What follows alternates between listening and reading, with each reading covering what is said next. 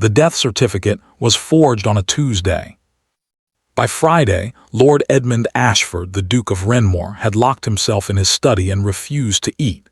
He sat in the dark with a single candle and a glass of brandy he never touched, and he read her name on the paper over and over again as though repetition might change what it said. Cecily Ann Vane, departed this world the 14th of March, 1806, age 19. He had loved her since she was 16. He had planned to marry her in the spring. He had written her a letter just 4 days before, a ridiculous letter, embarrassingly tender, full of promises he intended to keep for the rest of his life. She never wrote back.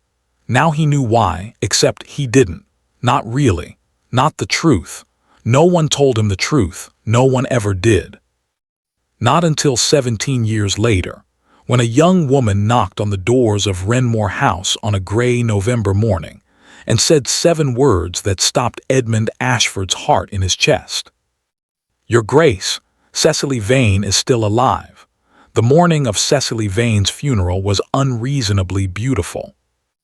Edmund remembered that later, how offensive it seemed, the pale gold sunlight falling across the churchyard, the birds carrying on as though nothing had ended. As though the world had not, in the span of 4 days, become a completely unrecognizable place. He stood at the graveside in his black coat with his hands clasped behind his back, the way his father had taught him a gentleman stands when he must not fall apart in public. He was 22 years old. He had never lost anyone before.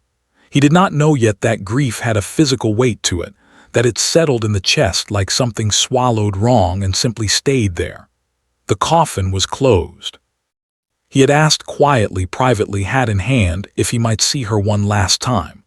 Lady Vane had looked at him with those pale, still eyes of hers and said the illness had been very hard on her, that it was better this way, that Cecily would not have wanted him to remember her like that.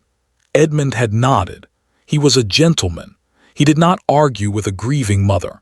He wished, in the years that followed, that he had. The Vane family was not wealthy.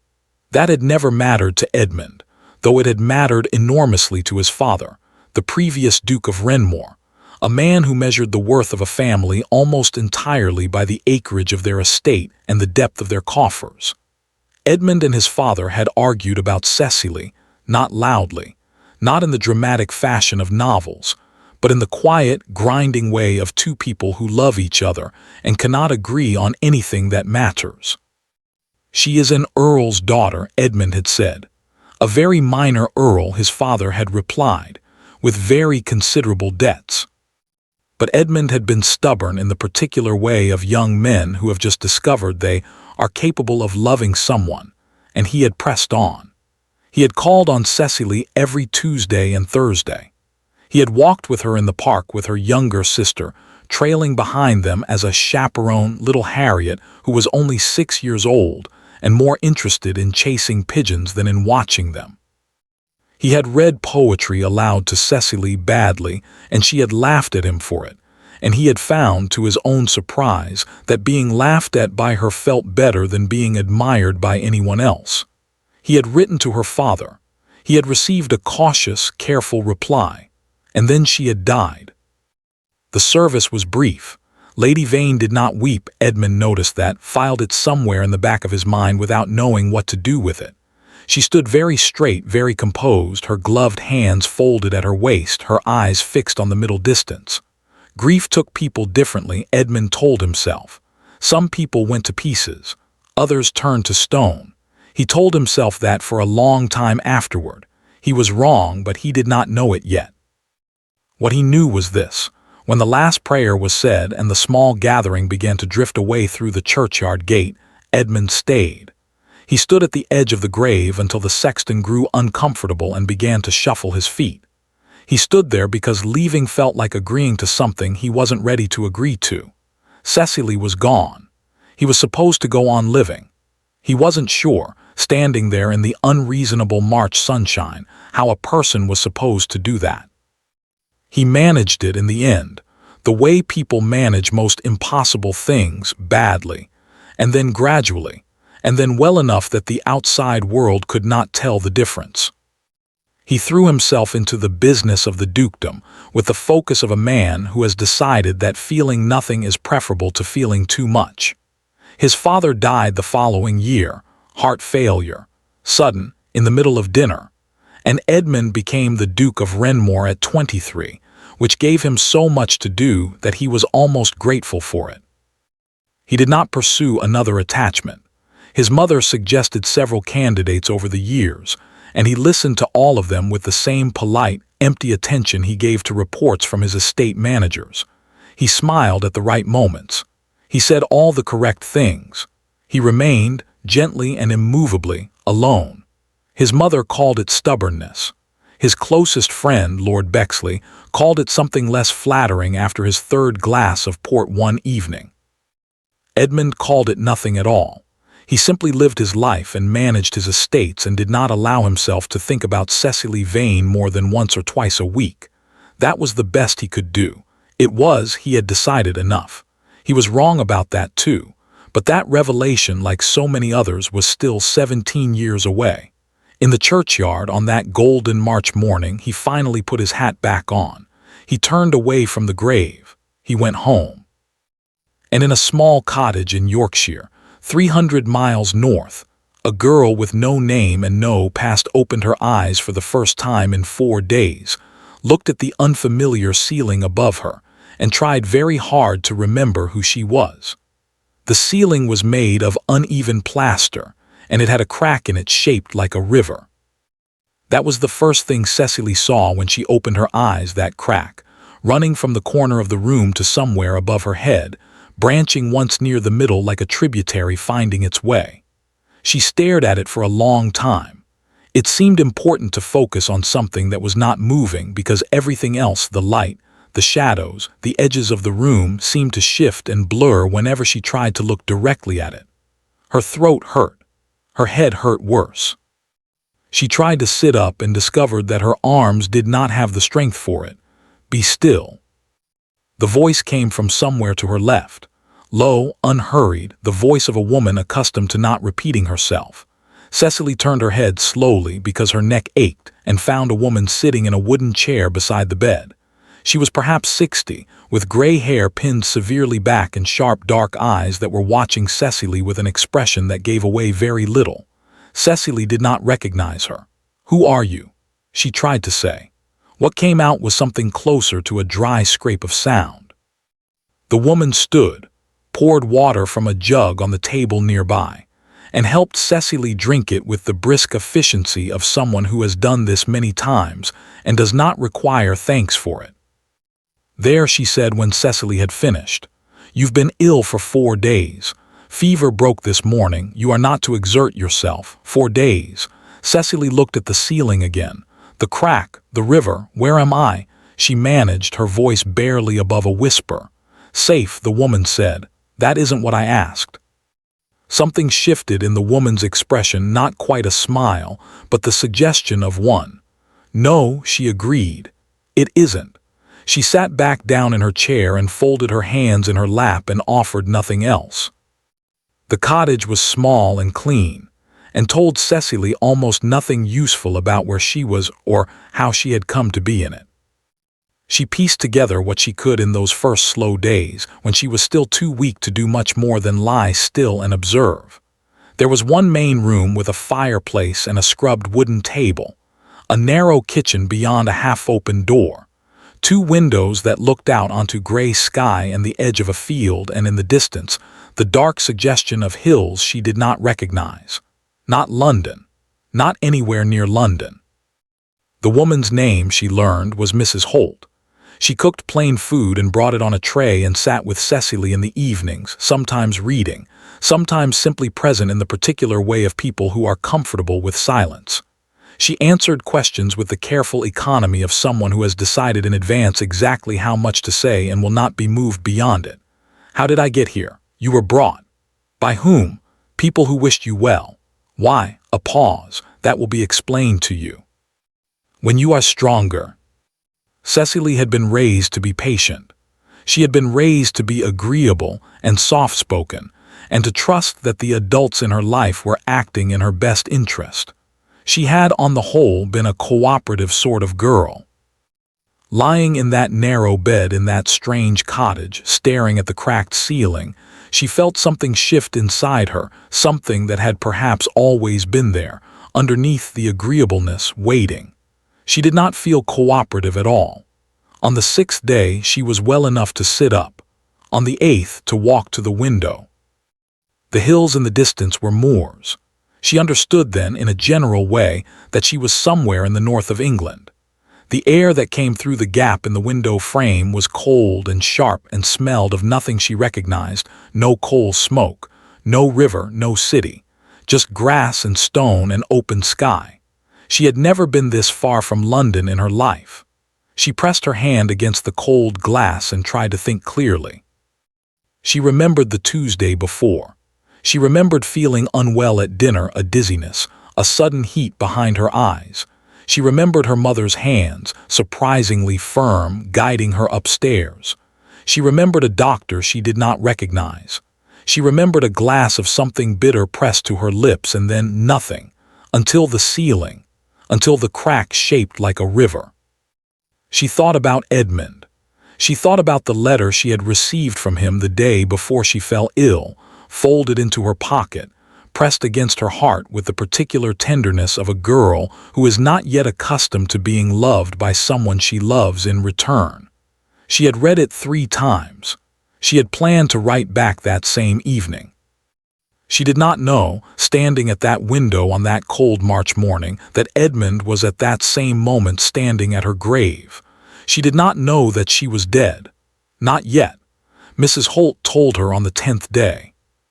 She did it without preface, without softening, in the same direct manner she did everything.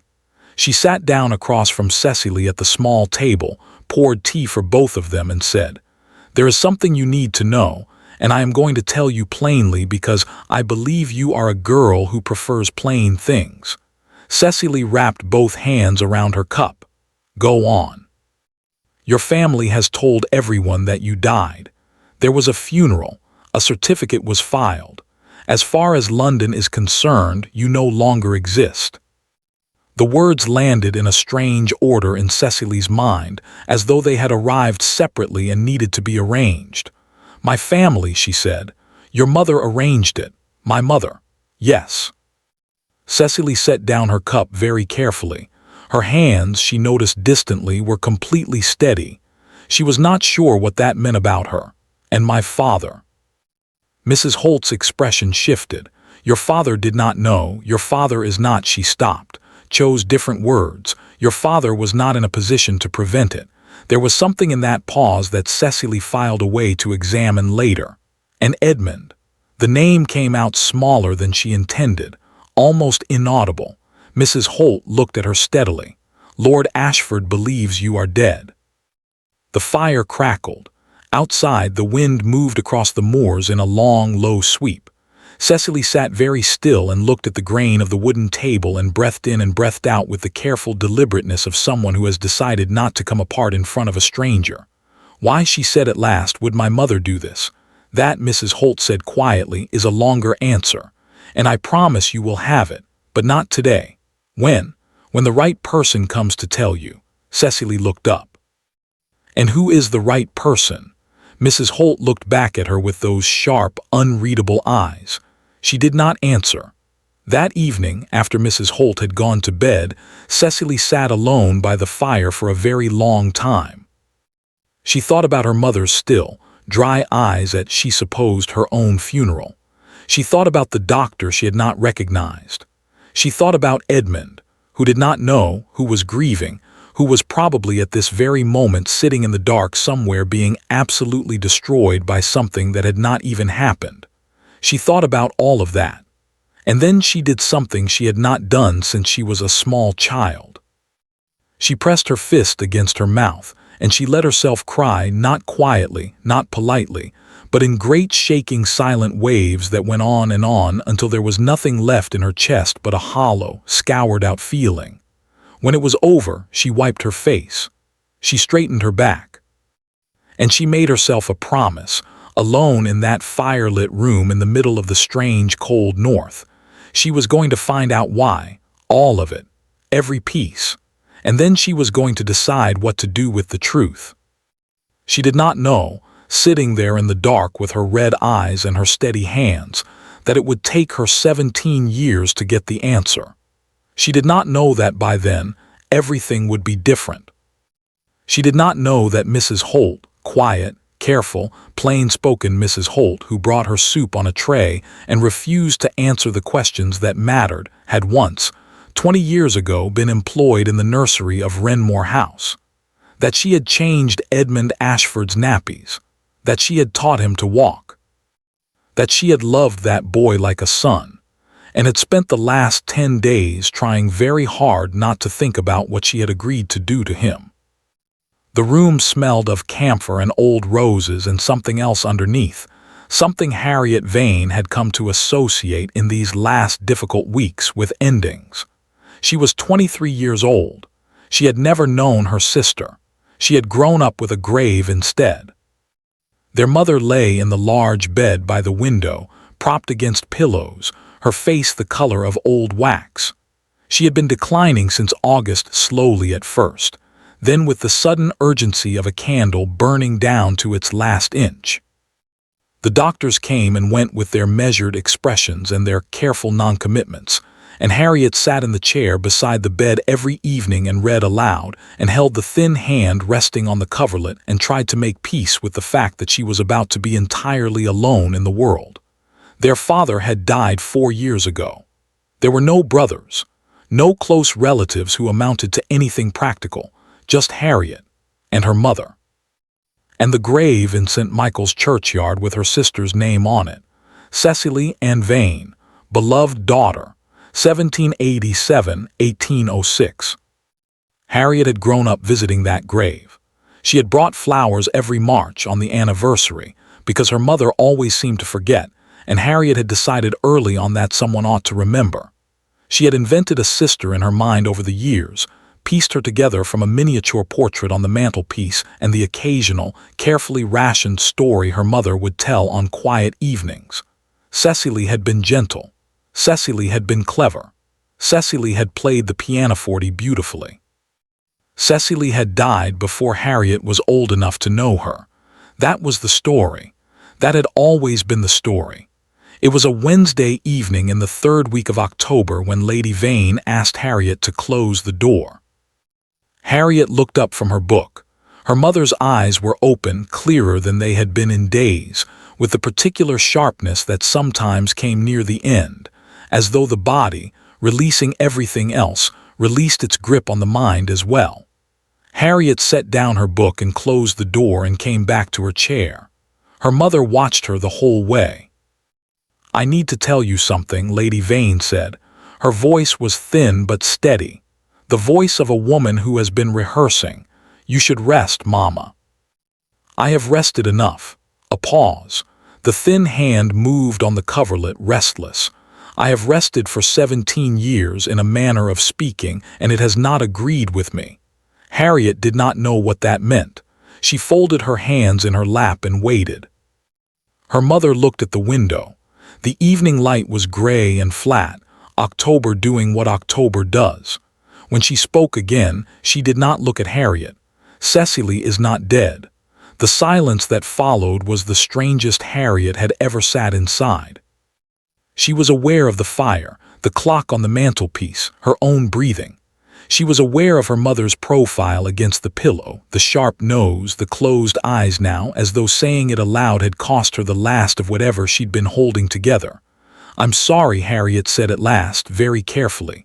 "What did you say? You heard me, Mama." "She is alive." The eyes opened again, fixed on Harriet with an intensity that was almost frightening. "She has been alive this entire time. I need you to understand that before I explain anything else, because the explanation is a breath. The explanation is not simple, and I need you to hear the whole of it before you speak." Harriet thought of the grave in St. Michael's churchyard, the flowers she had brought every March for 17 years. She pressed her hands flat against her knees and said nothing. Her mother began to talk. It had started, Lady Vane said, with her husband's debts. Not small debts, Not the ordinary sort of financial embarrassment that a good season or a fortunate card game might resolve. These were the catastrophic kind, the kind that had been accumulating quietly for years behind a facade of respectability, growing in the dark the way rot grows, until one morning in the winter of 1805, a man had come to the house and laid out the full extent of them on the desk in her husband's study. That man had been the late Duke of Renmore, Edmund's father. He knew everything, Lady Vane said, every debt, every creditor. He had been buying them up for months without our knowledge. He held it all. He could have destroyed your father with a word: bankruptcy, disgrace, prison, everything gone. Harriet's hands tightened on her knees. Why would he do that? Because your father had something he wanted. What could Papa possibly have? A letter. Lady Vane's voice was flat now, drained of everything except the bare facts. Your father had come into possession, quite accidentally, of a letter written by the Duke of Renmore to a member of Parliament. The contents were— she paused. They were the sort of contents that end careers, end freedom. The Duke wanted that letter back, and your father, God help him, had been foolish enough to think it made him powerful. It made him a target, Harriet said quietly. Yes, a long breath. The Duke came to our house. He was very calm. He said he would forgive every debt, all of it gone, as though it had never existed, in exchange for the letter. And one other thing. Harriet felt something cold settle at the base of her spine. He wanted Edmund's attachment to Cecily ended. Permanently, cleanly. He had another match in mind for his son, a girl with a title and an estate and connections your father could never offer. He did not want Cecily in the way, but he could not simply forbid Edmund. A thin, humorless sound that might have been a laugh. Edmund was stubborn even then. A broken engagement would have caused a scene. Edmund would have fought, so he had to believe she was dead, Harriet said. The words came out very steady. She was surprised by that. Yes, her mother whispered. He had to grieve her and move on. That was the condition. Cecily would disappear. A death certificate would be arranged. The Duke had the connections for it. A funeral, a grave, and then silence. She closed her eyes. Your father refused at first, but not at the end. No, not at the end. There was a long pause. The fire shifted and settled.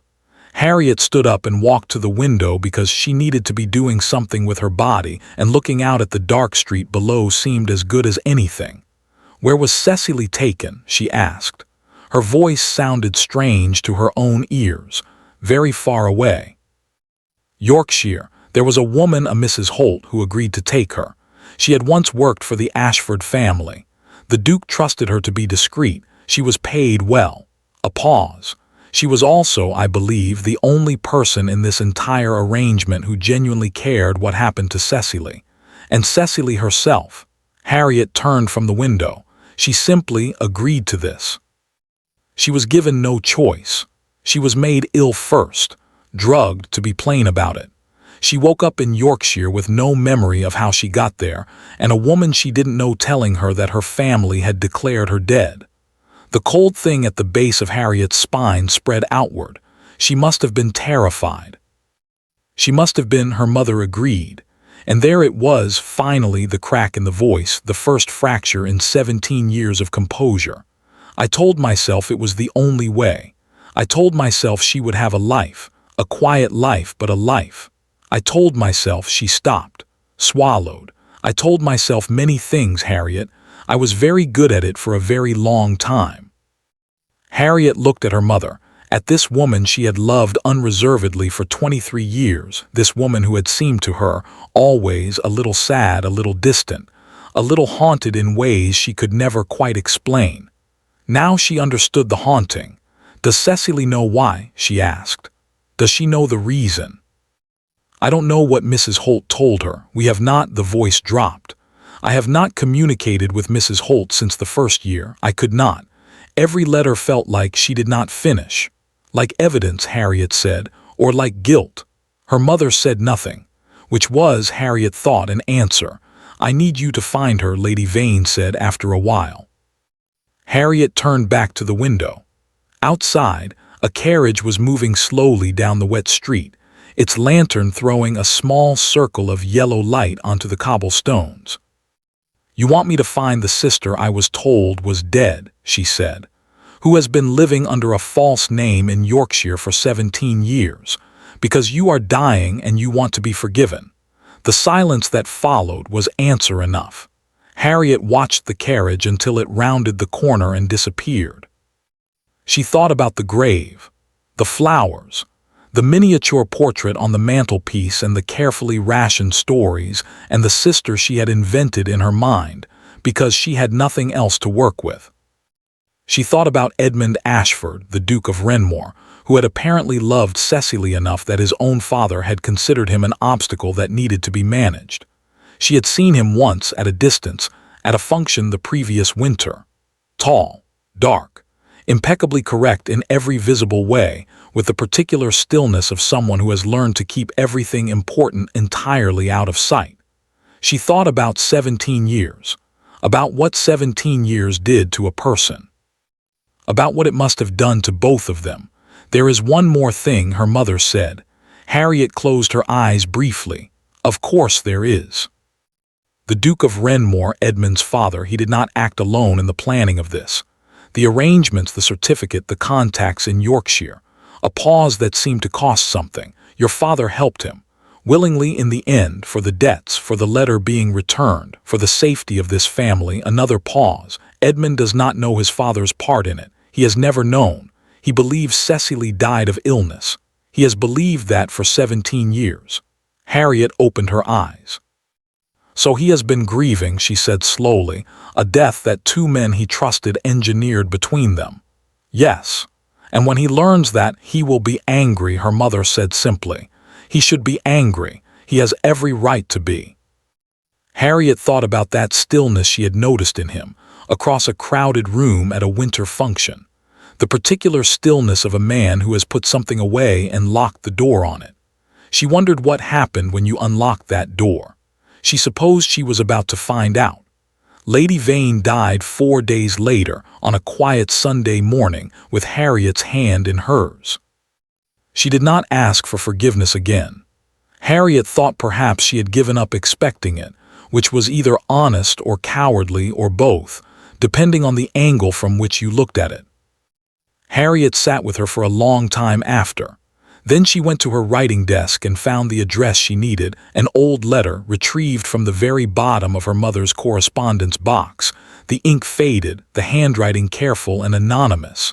Mrs. E. Holt, Thornfield Cottage, near Hawksmoor, North Yorkshire.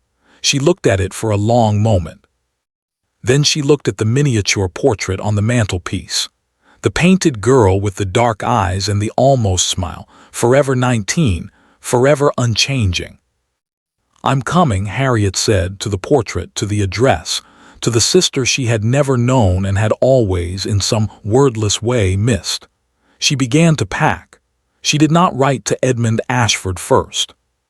She told herself it was because she needed to find Cecily before she could tell him anything with certainty. She told herself it was practical, sensible, the correct order of operations. She did not let herself think about the other reason, that she was not at all sure, standing in her dead mother's bedroom with a faded address in her hand. How you told a man that the woman he had mourned for 17 years was alive, or how you told him who had put her in the ground. Edmund Ashford, the Duke of Renmore, did not consider himself an unhappy man. He had considered the question carefully over the years. In the dispassionate way he approached most things, turning it over, examining it from several angles, arriving at a conclusion he was reasonably satisfied with. Unhappy implied a lack, a want, some specific thing missing that, if restored, would set everything right. Edmund did not experience his life that way. He experienced it as complete, fully furnished, adequately lit, functioning without obvious fault. If certain rooms in it remained permanently closed, that was simply architecture. He was 40 years old. He ran his estates with precision and his finances with something approaching elegance. He sat in the House of Lords and said useful things at useful moments and was regarded, by those whose regard was worth having, as a man of considerable substance and reliable judgment. He had friends, not many, but good ones, which he had always understood to be the correct ratio. He had his library and his horses and a cook who understood that he preferred his dinners simple and his breakfasts left entirely alone. It was a good life. He was almost certain it was a good life. Lord Bexley arrived on a Tuesday morning in November without warning, which was his habit and Edmund's longest-standing grievance against him. He was shown into the library where Edmund was working, dropped into the chair across the desk without being invited, and helped himself to the coffee that had been meant for Edmund. "You look terrible," he said pleasantly. "Thank you, Bexley. I mean it as an observation, not an insult. When did you last sleep properly?" "I sleep perfectly well. You have the eyes of a man who has been staring at ledgers since 4 in the morning." "I have been staring at ledgers since 5, Edmund said, which is an important distinction. Bexley looked at him over the rim of the coffee cup with the expression he had been deploying for 20 years, fond, slightly exasperated, entirely undeceived. He was one of the few people Edmund had never successfully managed to present a convincing front to, which was either the foundation of their friendship or its most irritating feature, depending on the day. "Your mother called on my wife yesterday," Bexley said. Edmund set down his pen. "Did she?" "She is concerned about the Pemberton situation."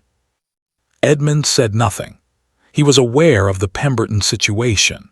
He was, in fact, acutely aware of it in the way one is aware of a stone in one's shoe, present at every step, impossible to ignore for long, manageable only through the sustained application of deliberate inattention. Lord Pemberton had a daughter. Lady Pemberton had spent the last 6 months maneuvering that daughter into every social occasion Edmund was obliged to attend. His mother had begun making remarks at dinner, carefully positioned remarks, nothing so direct as a statement, just small, well-placed suggestions, like furniture being rearranged one piece at a time. Edmund was 40 years old. He was a duke. He did not have an heir. He was aware of what was expected of him. He was also aware, in the same quiet, locked-away part of himself where he kept everything that mattered, that he had been aware of what was expected of him for 17 years and had not yet managed to want it. "The Pemberton girl is perfectly acceptable," he said. "High praise.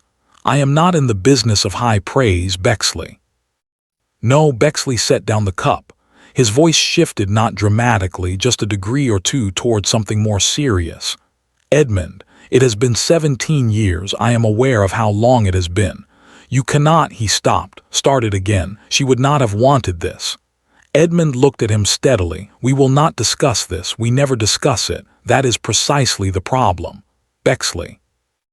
The single word, quiet and final, closed the door on the subject the way it always did. Bexley recognized it. He had been recognizing it for 17 years, and he subsided, not because he was convinced, but because he had learned that Edmund's silences were structural, load-bearing. You did not remove them without bringing down whatever they were holding up. He picked up the coffee cup again. "The Pembertons are hosting a dinner on Friday," he said in a different tone entirely. "I told my wife we would come. I may have implied you would join us. You may have implied incorrectly." Edmund. A pause. Outside, a November wind moved through the street, rattling the window glass. "Fine," Edmund said. He picked up his pen. "Friday." He went to the dinner. He was perfectly civil. He sat next to Miss Pemberton, who was 24 and pretty and clever enough to carry a conversation without requiring him to do all the work, which he appreciated. He smiled at the right moments. He asked her about her interests and listened to the answers with genuine, if limited, attention. He did exactly what was required of him for 3 hours and then came home and sat in his library until 2 in the morning, not reading the book that was open in front of him. He was not unhappy. He was not. He simply could not seem to want things. That was all. He had tried at various points, and the wanting never materialized into anything he could act on, because every time he reached for it there was something in the way, not a memory exactly, or not only a memory, but a kind of shape where a memory had been, an outline, the place where something had lived before it was gone. He had been 22 years old. He had loved her with the absolute, uncomplicated certainty of someone who has not yet learned that certainty is a luxury. He did not think about that. He was very practiced at not thinking about it. He closed the book and went to bed. The letter from his solicitor arrived on Thursday. It was not an unusual letter in itself. Barlow had been his father's solicitor before him, an old firm, thorough and discreet, the sort of establishment that dealt in wills and property transfers and the occasional delicate personal matter with equal impenetrability. The letter pertained to a small matter of the Renmore entail, something to be signed, nothing requiring urgent attention. Edmund signed the relevant document and set it aside, and was about to move on to the rest of his correspondence when something made him stop. He looked at Barlow's name on the letterhead. He thought, without intending to, about his father. This happened occasionally, not often but occasionally, a sudden unwilled recollection of the previous Duke of Renmore, a large man, a certain kind of confident, the sort of person who filled a room not through charm but through the absolute assurance that the room was his to fill. Edmund had admired him enormously as a child, had spent years trying to meet the specific standard his father represented, had gradually, as he grew older, begun to notice certain things. Small things, inconsistencies, moments where his father's explanation for something had not quite aligned with what Edmund had later come to understand about it. He had never examined those moments too closely. His father was dead. Examining them served no purpose. He put the letter in the outgoing pile. He moved on. On the Friday morning, 3 days before Harriet Vane knocked on his door, Edmund did something he did not ordinarily permit himself. He went to St. Michael's churchyard. He did not plan it. He was out riding early, before the city was properly awake, and he found himself in that part of the city, and then he found himself dismounting, and then he found himself inside the gate with the November frost still white on the grass, and his breath making small clouds in the cold air. The stone was simple. He had paid for it himself in those first terrible weeks because her family had not had the means and he had needed to do something with his hands besides shake. Cecily Ann Vane, beloved daughter, 1787-1806. He stood there for a while. He did not speak to the stone. He had never done that. It had always seemed to him a kindness more for the living than the dead, and he was not in the habit of being kind to himself in ways that could not be observed. He simply stood there in the cold and let himself look at her name. 17 years. He had done the arithmetic many times involuntarily, in the way the mind returns to a bruise. She would have been 36. She would have had, he had imagined it, in his weaker moments, children probably. The particular competence she had brought to everything she attempted. The laugh that had surprised him the first time because it was nothing like what he'd expected from a girl so carefully raised. He would have known her for 17 years. He stood there until his hands went cold. Then he put his hat back on and went home. She came on a Monday. Edmund was in his study when Simmons knocked, his butler, a man of great discretion and minimal expression, who communicated the entirety of his internal life through almost imperceptible variations in posture. His posture now suggested something unexpected. "There is a young woman, Your Grace. She does not have a card. She says it is a personal matter and that you will wish to hear what she has to say." Edmund looked up from his desk. "Name? Miss Harriet Vane, Your Grace." Something happened in Edmund's chest. A small thing. A shift, like a fault line that has been still for a very long time registering the faintest tremor. Vane. He knew the name, of course. He had made it his business in a private and careful way to know what had become of the family. The father had died. The mother recently, he had seen the notice in the paper just last week and had sat with it for longer than he intended. There was a younger sister he had never met. Harriet, he said, almost to himself. She would be, he calculated briefly, 23 now. The child who had been chasing pigeons in the park while he walked with Cecily. Show her in, he said. She was not what he expected, though he could not have said precisely what he had expected. She was small and dark-haired and serious in a way that reminded him, with a jolt he did not let register on his face, of a miniature portrait he had looked at for a very long time in a very different life. She stood in the doorway of his study with her chin up and her hands clasped in front of her, and regarded him with the expression of someone who has been rehearsing a very difficult conversation and is determined to get through it with their composure intact. He gestured to the chair across from his desk.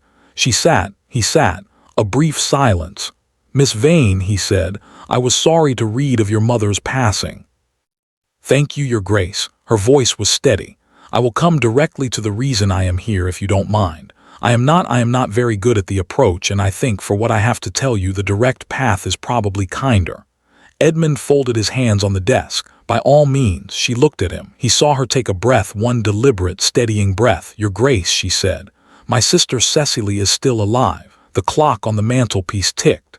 Edmund did not move, did not speak, did not, as far as he was aware, breathe. He looked at the young woman across his desk and he thought, with the cold clarity of a man who has disciplined his mind for 20 years, that she was either telling the truth or she was not. That one of those options was impossible, that the other one was worse. "I beg your pardon," he said. His voice came out entirely level. He was rather amazed by that. "She is alive," Harriet said again. "She has been living in Yorkshire for 17 years under a false name. She did not choose this. She was a breath. She was hidden by our mother and by someone else. A pause that had weight to it. I will tell you everything, all of it. But I need you to hear me first before you, who else?" The two words came out flat and separate, cut from whatever else he might have said. Harriet looked at him. And Edmund, who had not felt anything he could not immediately contain in 17 years, felt something beginning to move in him, something large and long buried and not, he was already certain, going to be quiet about it. "Who else?" he said again. "You said she was hidden by your mother and by someone else." "Who?" Harriet's hands tightened in her lap. "Your father," she said. "Your Grace. I'm sorry. It was your father too." Outside the window, London carried on. Inside the study, the Duke of Renmore sat very still for a very long time, and 17 years of carefully maintained architecture began, quietly and irrevocably, to come down. The schoolroom was cold in the mornings. Cecily had learned to arrive early enough to coax the fire into something useful before the children came, 6 of them, ranging from 7 to 13. The sons and daughters of the 3 farming families who made up the better part of Hawksmoor's permanent population. She had been teaching them for 11 years. She knew which ones needed the work set out in small pieces, and which ones needed to be left alone to find their own way to an answer. She knew who cried when frustrated and who went silent, which was worse. She knew their handwriting as well as she knew her own. She was, by any practical measure, good at this. She was, by any practical measure, content. She told herself that regularly. Her name was Margaret Holt now.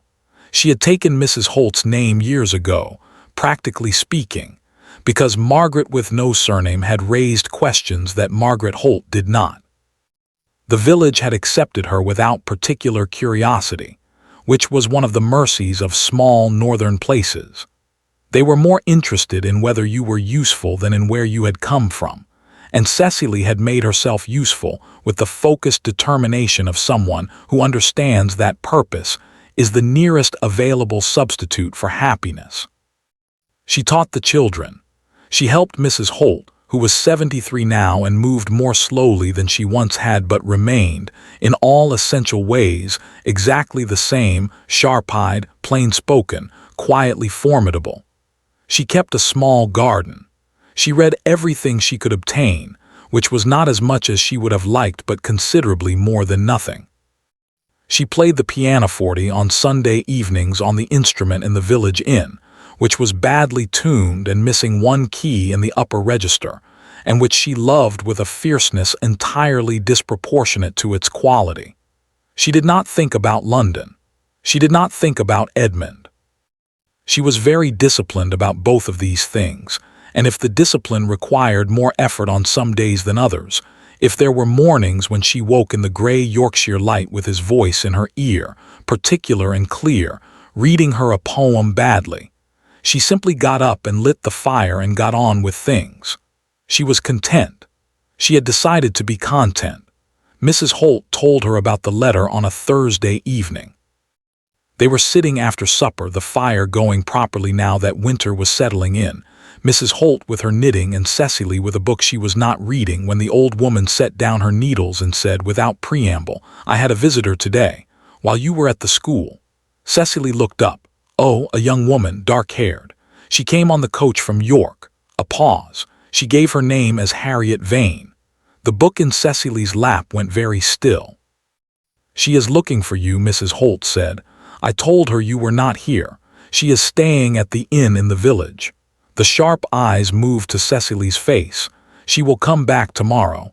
I thought you should know tonight." Cecily set the book on the table beside her chair. She looked at the fire. She was aware of her own heartbeat in a way she was not usually aware of it, a dull, insistent percussion behind her ribs. Harriet, her sister, the child who had been 6 years old the last time Cecily saw her, running across the park after a pigeon with her arms outstretched, laughing. She would be 23 now. "How did she find me?" Cecily asked. Her voice came out remarkably normal. "Your mother told her," Mrs. Holt said, "before she died." Cecily closed her eyes. Of course it was that.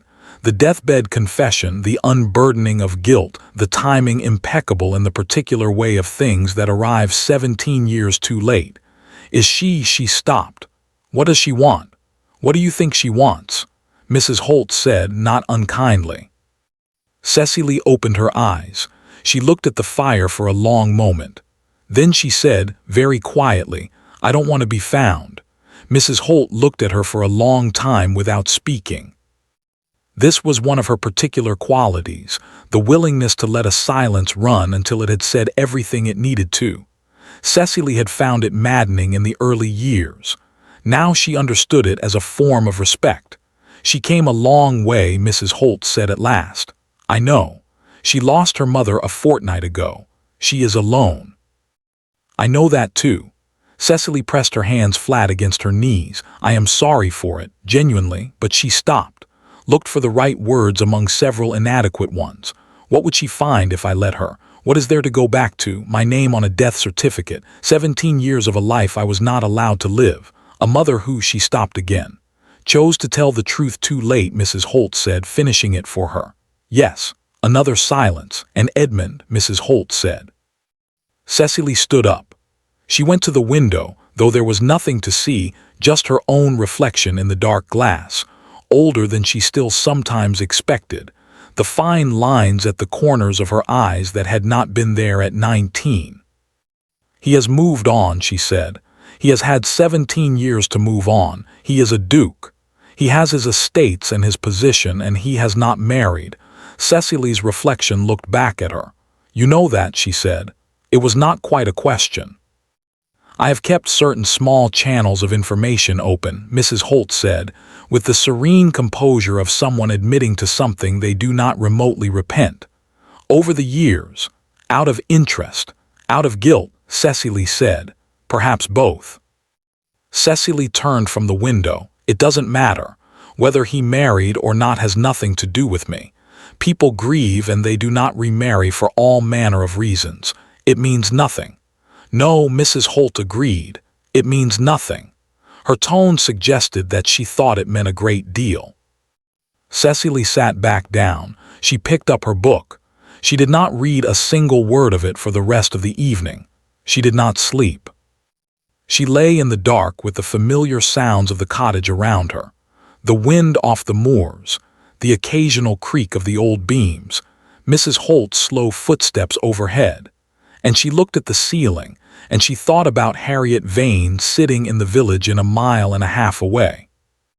She had imagined Harriet sometimes, had constructed her from almost nothing, the 6-year-old with the pigeon, the dark hair that matched their father's, the laugh that had carried across the park on that Tuesday afternoon that Cecily had not known would be one of the last ordinary afternoons of her life. She had wondered who Harriet had become, whether she was like their mother or their father or neither, whether she was happy, whether she had visited the grave. That thought had surfaced occasionally over the years, in the way of thoughts one does not invite. The grave, the stone with her name on it, some stranger walking past and reading Cecily Ann Vane, without knowing that Cecily Ann Vane was at that precise moment teaching arithmetic to a farmer's son in North Yorkshire, that she was very much alive and intermittently furious about it. She had never decided how she felt about the grave. It was too strange a thing to have straightforward feelings about. She turned onto her side. She thought, against her will, about Edmund. She did not let herself do this often. She had a system, the same system she had developed in the first terrible year, when not having a system had nearly broken her. She allowed herself the thought. She did not add to it. She did not build on it or follow it anywhere. She let it pass through like weather. Edmund, the way he had looked at her as though she was the most interesting thing in any room she entered.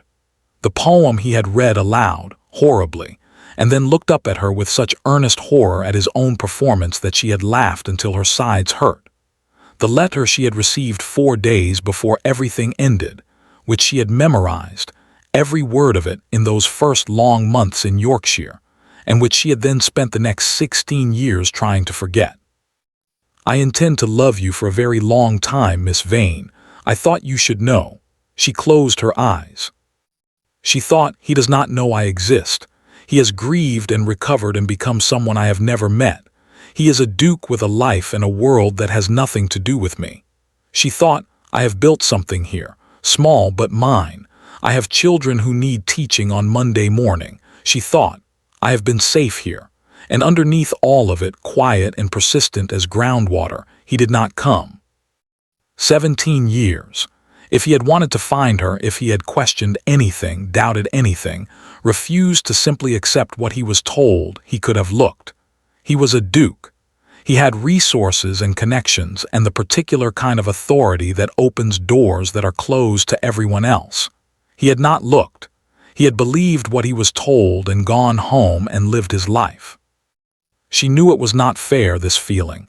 She knew, she had known for years in the rational part of herself, that he had been given no reason to look, that he had been deceived as thoroughly as she had, that he was as much a victim of it as anyone. She knew all of that. She felt what she felt anyway. Harriet came at 10 in the morning.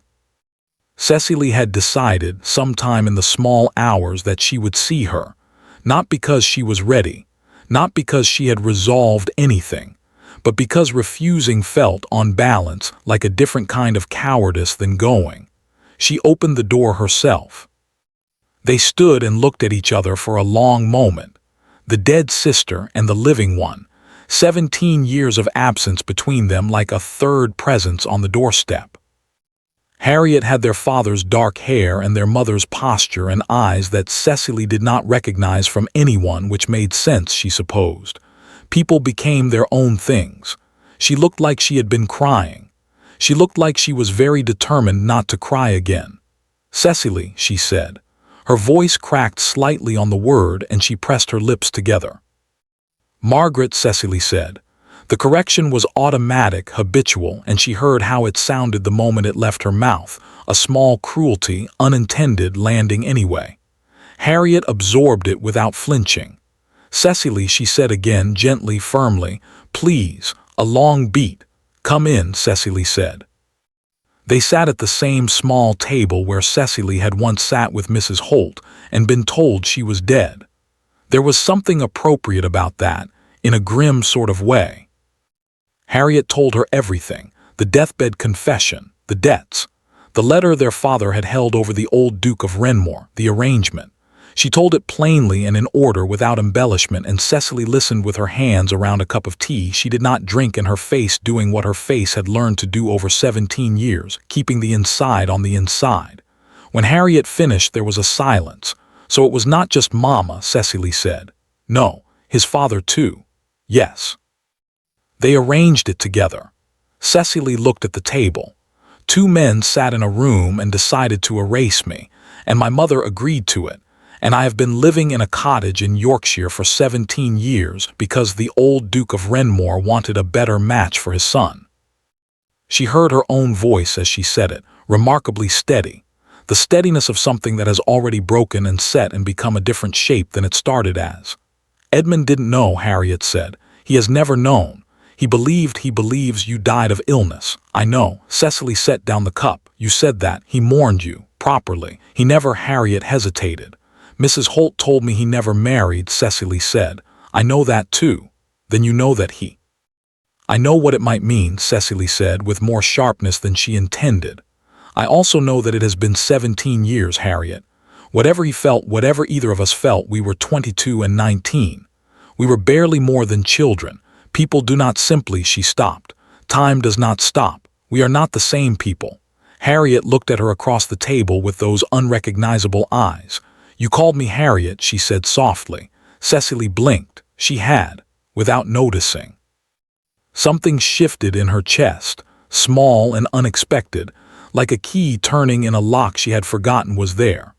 I'm sorry, she said, and was not sure what she was apologizing for exactly, or to whom. Don't be, Harriet said, and then, very quietly, I brought flowers, every March, to the grave. I didn't know, I had no idea, but I wanted someone to remember. The silence that followed was a different kind than the ones before it. Cecily looked at her sister, this stranger who had her father's hair and unknown eyes, and had brought flowers to an empty grave every spring for 17 years, and felt something she had been successfully not feeling for a very long time begin to come loose from wherever she had secured it. I don't know how to go back, she said. Her voice, finally, was not steady. I don't know who I would be. I have been Margaret for so long that you would be yourself, Harriet said simply. That's all, just yourself. She did not agree that day. She asked Harriet to give her a week. Harriet, who had more patience than Cecily would have expected and more steel underneath the patience than she initially showed, agreed without argument and went back to the inn and waited. The week was the longest Cecily had spent in years. She taught her classes. She tended the garden, though there was little left to tend in November. She sat with Mrs. Holt in the evenings and did not talk about any of it, because Mrs. Holt already knew everything she was thinking and had the wisdom not to say so. On the 5th day, Dr. Graves came to call. He was 31, the village doctor, a decent and straightforward man who had arrived in Hawksmoor 4 years ago and had made no secret of the regard he had developed for Margaret Holt. He had asked her twice, politely, without pressure, with the genuine warmth of someone who has decided to want something and approached it honestly. She had said no both times. He sat across from her in the parlor with his hat in his hands and asked if she was all right. He had heard there was a visitor, a family matter, and she looked at him and thought, clearly and without cruelty, that he was a good man and she could not do it. She had never been able to do it. She knew why. She had known for 17 years and had spent 17 years constructing very convincing arguments about why the reason was irrelevant. After he left, she sat for a long time in the empty parlor. Then she went upstairs and began, very quietly, to pack a bag. Mrs. Holt was in the kitchen when Cecily came down. She looked at the bag in Cecily's hand. She said nothing. Don't, Cecily said, though Mrs. Holt had not spoken. Don't say anything wise. I cannot bear it today. Mrs. Holt turned back to what she was doing at the stove. There is a letter, she said after a moment, in the tin on the top shelf. I have been keeping it for some time. I think you should take it with you. Cecily looked at the shelf. At the old tin she had always assumed contained nothing but papers and receipts. What letter? One the old Duke wrote, Mrs. Holt said, to me. When this was all arranged, explaining certain things, setting out terms, a pause, I kept it because I thought there might come a time when the truth needed something more solid than a woman's word to stand on. Cecily stared at her. "You have had a letter from Edmund's father," she said, "all this time, explaining what he did, and you kept it. Yes, why didn't you tell me?" Mrs. Holt was quiet for a moment. When she turned, her expression had something in it that Cecily had not seen there before, not quite guilt, but close to it. The closest thing to it that a woman of her particular temperament was capable of showing. "Because for a long time," she said, "I was not sure you were going to leave, and the letter is not useful here. It is only useful there." Cecily held her gaze for a long moment. Then she reached up and took the tin from the shelf. She went to Harriet the next morning. Harriet opened the door of the inn room and looked at the bag in Cecily's hand and the tin under her arm, and something in her face, carefully controlled until now, careful and patient and determined, finally broke open into something much younger and much less composed. She did not say anything. She simply crossed the room and put her arms around her sister. Cecily stood very still for a moment. Then slowly, she put her arms around Harriet too. Outside, the November moors stretched gray and cold and enormous to every horizon. Inside, two sisters stood in a small warm room and held on, and 17 years of distance did not disappear. It could not, it was not that simple, it was never that simple, but it shifted just slightly into something that felt like it might eventually be crossed. "All right," Cecily said at last into her sister's shoulder. Her voice was muffled and entirely undignified. "All right. Let's go." He should not have come. He had told himself this at every stage of the journey, in his study in London, while Harriet Vane was still sitting across from him, in the hours after she left while he stood at his library window and stared at nothing, in the morning when he cancelled 3 appointments and told Simmons to have the carriage ready by noon. He had told himself he was being irrational, that the correct course of action was to wait, to verify, to approach this as he approached everything, with patience and method and the systematic elimination of uncertainty before any action was taken. He had been 2 days north of London before he admitted that he was not capable of waiting. Not for this. Harriet had sent word ahead, he had asked her to, and she had agreed, though something in her expression when she agreed suggested she was not entirely certain it was the right decision. He understood her hesitation. He did not know what Cecily had been told, or what she felt, or what 17 years had made of the girl he had known. He did not know what he was riding toward. He knew only that she was alive. That single fact had rearranged everything in him, silently and completely, the way an earthquake rearranges a landscape, not destroying it precisely, but making it unrecognizable. All the furniture of the last 17 years, so carefully placed, so precisely maintained, had shifted in the night, and he could not find his footing in any of it. She was alive. She had been alive the whole time. He had stood at her grave in the November frost 4 days ago, and read her name on the stone he had paid for, and she had been alive. He did not allow himself to think about his father. Not yet. That was a room he would have to enter eventually, but not while he was moving. Not while the carriage wheels were still turning and there was still distance between him and her. He needed to be still for that. He needed to be somewhere he could put his hands on something solid before he opened that particular door. He looked out at the moors instead. He had never been this far north. The landscape was nothing like anything he knew, vast and austere and indifferent to observation. The winter grass pale as straw, the sky the particular gray of pewter left too long without polishing. It should have been bleak. It was, in some technical sense, entirely bleak. He found he could not stop looking at it. She had lived here for 17 years. She had looked at this sky every morning. These hills had been the edges of her world. He tried to understand that and found he could not, quite. His mind kept sliding off it, the way it slides off things that are too large to be taken in whole. He found the inn at Hawksmoor as the light was going. Harriet met him in the narrow front room, and he saw immediately from her face that something had already happened, something that required him to recalibrate whatever he had been preparing himself for. "She knows you're coming," Harriet said. "I told her yesterday." And a pause. She didn't say much. That could mean several things. Yes, Harriet agreed. It could. He sat down. He accepted the tea that was brought without tasting it. Outside the single window, the last light was draining from the moors, and the darkness coming in was absolute in the way that darkness in cities never quite managed. "How is she?" he asked. The question felt inadequate before he finished asking it. Harriet considered it seriously, which he appreciated. "She is herself," she said at last, "very much herself, more than I expected perhaps. She looked for the word. She has not been waiting, if that's what you're wondering. She has been living." Edmund absorbed this. "Good," he said. He meant it. He was almost sure he meant it. "She is not," Harriet stopped. Started again, more carefully. "Edmund, she is not the girl you knew. She is 36 years old, and she has been through something that would have broken most people, and she is angry. Not at this moment, not on the surface, but underneath. She is very angry, and she has been managing it for a very long time, and I think you should know that before you see her." "Who is she angry at?" Harriet looked at him steadily. "Everyone, I think. My mother, your father, the general shape of what was done to her."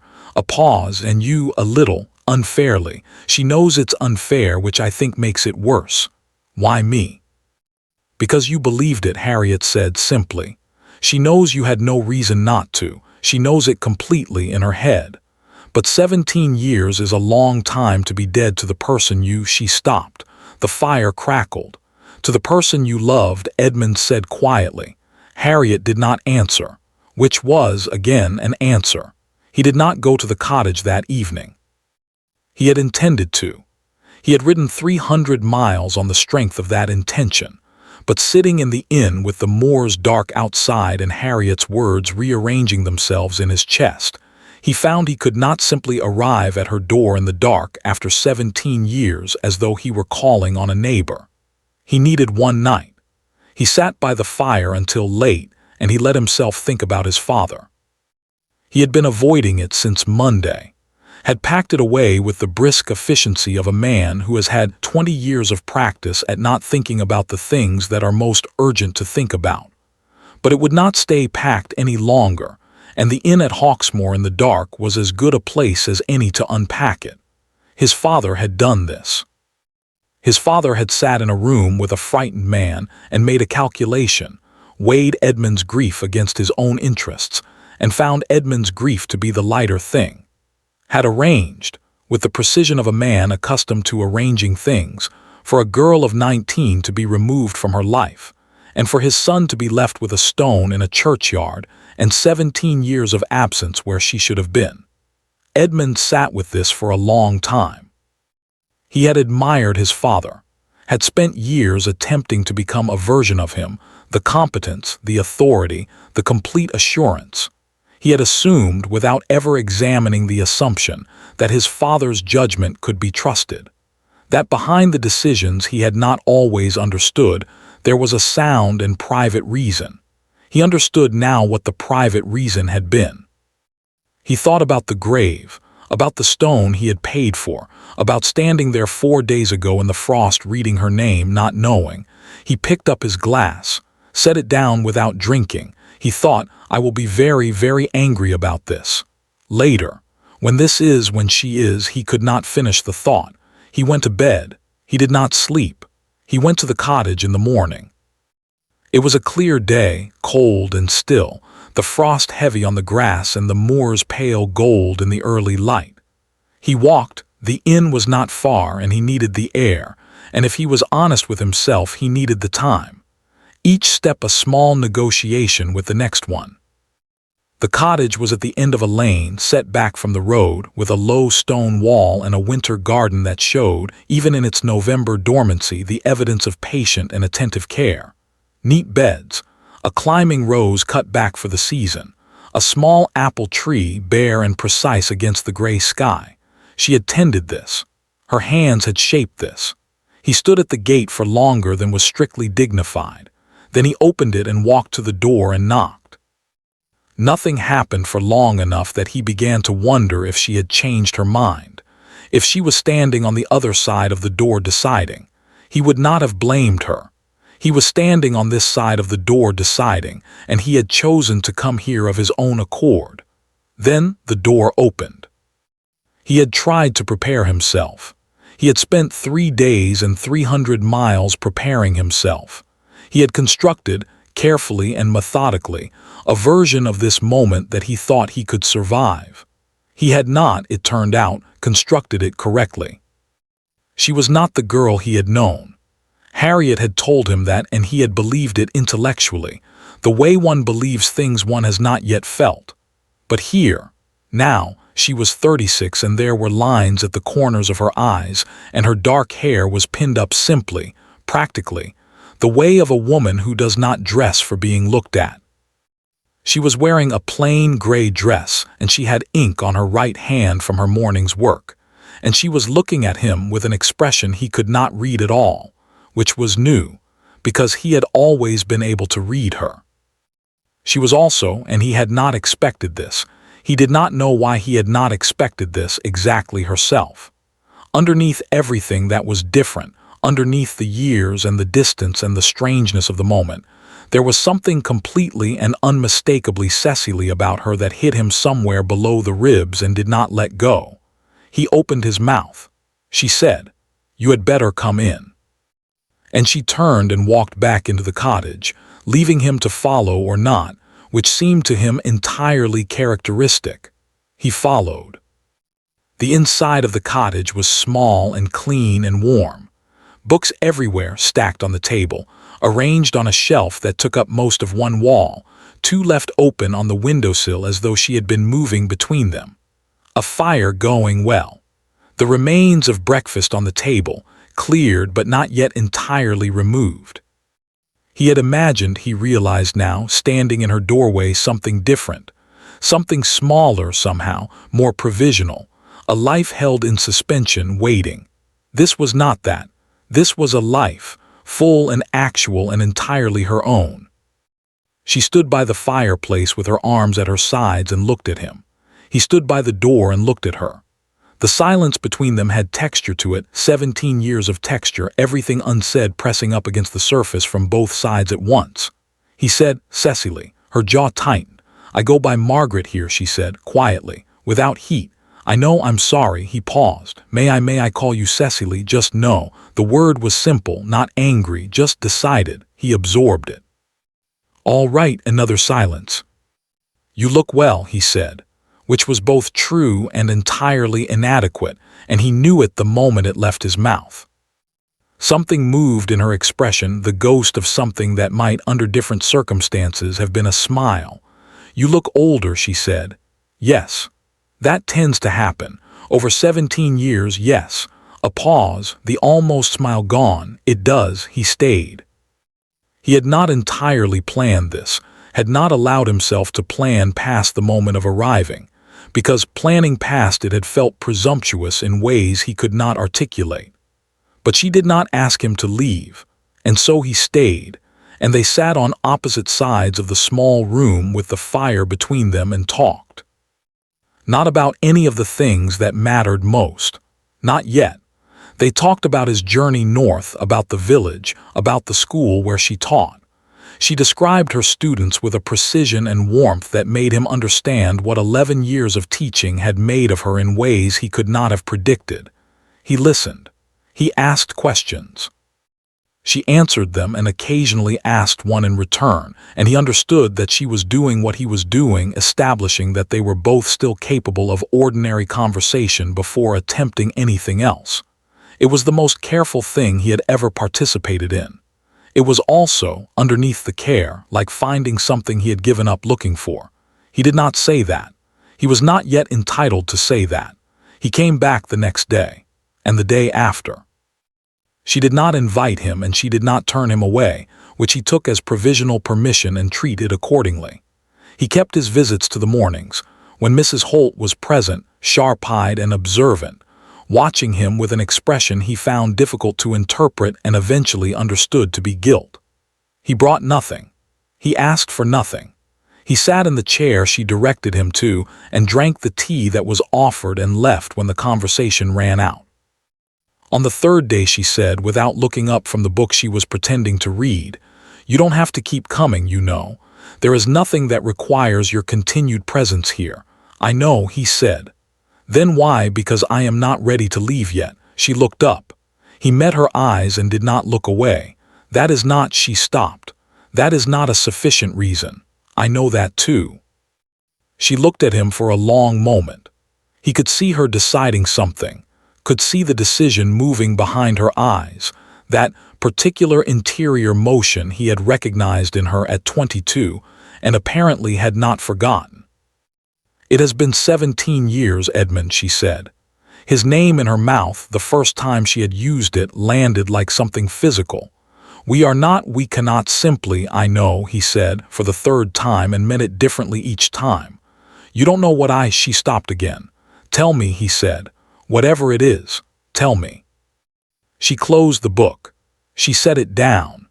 She folded her hands in her lap with the careful deliberateness of someone choosing, consciously, to stop doing the thing they have been doing for a very long time. "You believed it," she said, very quietly. "You stood at a grave with my name on it and you believed it and you went home." He did not defend himself. There was no defense. "Yes. I know you had no reason not to." Her voice was steady and controlled and just barely at the edges not. "I know that completely. I have known it for 17 years. It does not," she pressed her lips together, "it does not entirely help." "No," he said, "I don't imagine it does." "I waited," she said, and there it was, the thing underneath everything, arriving finally at the surface. "I know that is irrational. I know there was nothing to wait for. But in the beginning, in those first months, I kept thinking that you would, that somehow." She stopped. The fire crackled. "I am sorry," Edmund said. The words were entirely insufficient and he knew it and said them anyway because they were true. "I am so sorry, Cecily. I am sorry for all of it." "Margaret," she said very quietly. He looked at her. Her eyes were bright. Not quite, but almost. "All right," he said just as quietly. "Margaret." On the 5th day the letter arrived from London. Edmund had been expecting something of this sort. He had cancelled appointments and disappeared north without adequate explanation, and the machinery of his life in London, social, legal, familial, did not tolerate absence without generating correspondence. He read it in his room at the inn that evening. It was from his mother. 2 pages, closely written, in the precise hand of a woman who had been composing careful letters her entire adult life. She had heard, through what channel she did not specify, though Edmund could guess, that he had gone north suddenly on a personal matter. She wrote with the particular combination of affection and pressure she had perfected over 40 years. The Pembertons were asking questions. The proposed arrangement could not be left unaddressed indefinitely. The family name required, she used that word, required, that he return to London and attend to his obligations. "You have mourned long enough," she wrote near the end. "Whatever has taken you north, Edmund, I trust you will handle it sensibly." He set the letter down. He sat for a long time in the small inn-room with the moors dark outside and his mother's letter on the table and thought about what sensibly meant, and whether he had ever in his life been capable of it where Cecily Vane was concerned. He rather thought the answer was no. He rather thought, sitting there in the dark, that he did not intend to start now. The letter arrived on a Tuesday.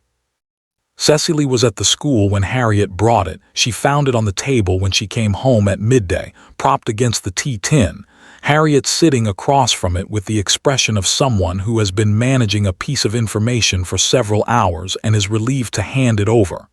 "It came this morning," Harriet said, "from Mrs. Holt." Cecily looked at the letter, then at Harriet. "Mrs. Holt is in the next room." She wrote it anyway. She said she preferred to say it in writing. Harriet paused. I think she was not sure she could say it aloud. Cecily sat down.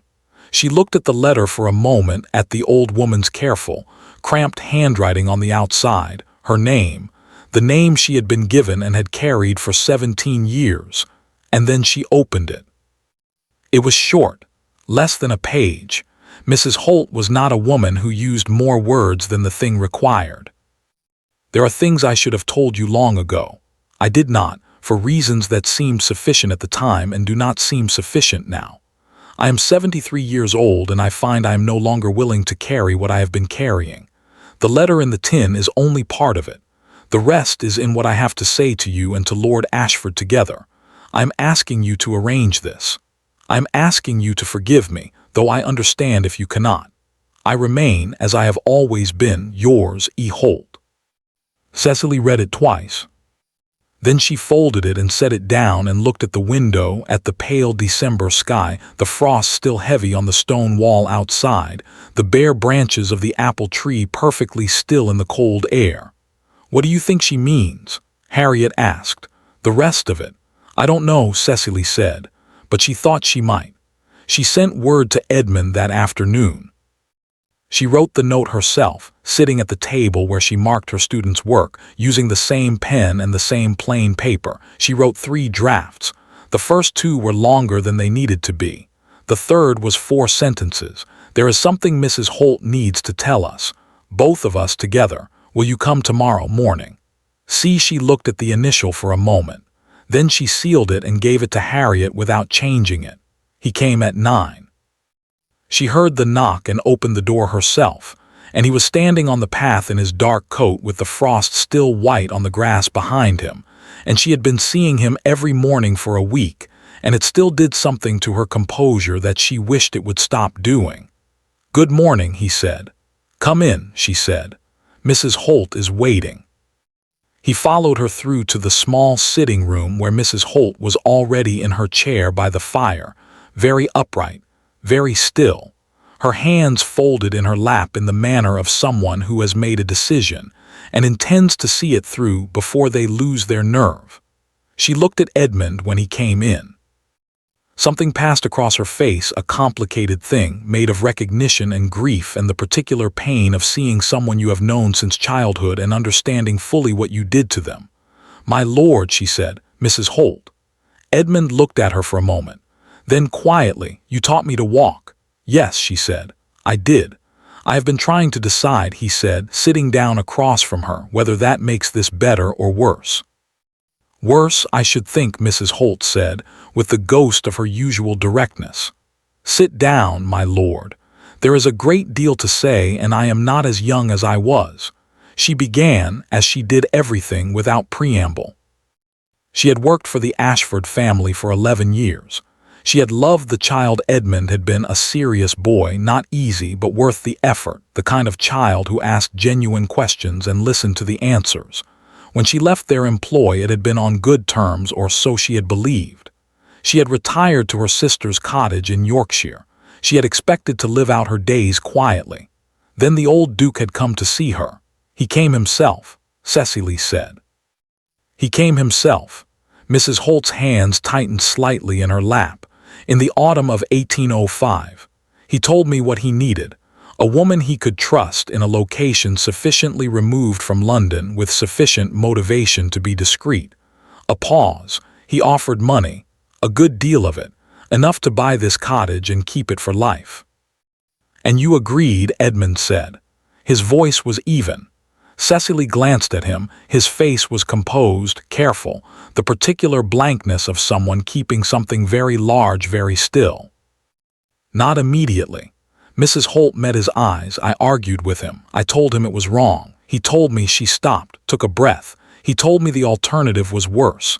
That if the attachment continued, if you married the girl, her family's situation would destroy you. The debts, the scandal attached to her father, he said it would be used against you. That your enemies in Parliament would use it. That it would cost you everything he had built." "He was lying," Edmund said. "I know that now." A pause. "I believed him then." Or she stopped again. "I wanted to believe him. That is not the same thing, and I have known the difference for 17 years. The fire shifted. Outside, a wind moved across the moors in that long, low way it had, and the cottage held against it. "There is more," Mrs. Holt said. "Tell us," Cecily said. She told them about the first year. Cecily knew parts of it, her own experience of it, the fever and the waking and the slow, terrible understanding of where she was and why. But she had not known all of it from Mrs. Holt's side. Had not known that the old woman had written to the Duke 4 times in those first months, each letter more urgent than the last, reporting that the girl was not adjusting, that she was losing weight, that she had stopped speaking for 3 weeks in the spring. 3 weeks, Cecily said, almost to herself. She remembered that. She had not known anyone had noticed enough to report it. His response to each letter was the same, Mrs. Holt said, that I was to manage it, that the arrangement was settled. Her voice was flat now, drained. In his 4th reply he reminded me what I had been paid for. Edmund made a sound, not quite a word. Cecily glanced at him again. His jaw was set, and his hands were still on his knees, and there was something in his eyes that she recognized as anger in the particular form it takes when it has nowhere yet to go. There was something else in that last letter, Mrs. Holt said, something I did not understand at the time. She looked at Edmund. He wrote that you had become difficult, that you were refusing to consider other attachments, that you had told him you would not discuss it. Edmund said nothing. He wrote that he was concerned, Mrs. Holt said carefully, that the grief was becoming inconvenient. That was his word, inconvenient. The silence that followed this had a particular quality to it. He called my grief inconvenient, Edmund said, very quietly. Yes, while he was the cause of it. Yes. Edmund stood up. He walked to the window and stood there with his back to the room, and Cecily watched his shoulders and thought about inconvenient and about a man who had calculated his son's pain into an arrangement and found it a manageable variable. "There is one more thing," Mrs. Holt said. Cecily looked at her. "Mrs. Holt." "I know." The old woman's voice for the first time was unsteady. "I know, but you must hear it." She reached into the pocket of her dress and produced a folded paper, old, the folds soft with age, the paper slightly yellowed. "This is not the letter from the tin. This is a different one he sent with the money at the beginning.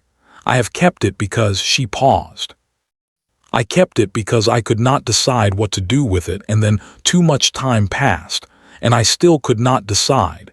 And then you were leaving, and I thought the letter in the tin was enough. And this one, give it to me," Cecily said. Mrs. Holt held it out. Cecily took it. She unfolded it slowly. The paper was fragile at the creases, and read it.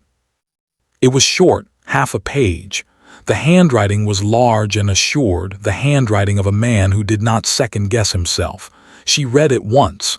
Then she held it out to Edmund. He turned from the window, looked at her face first, then took the letter. She watched him read it.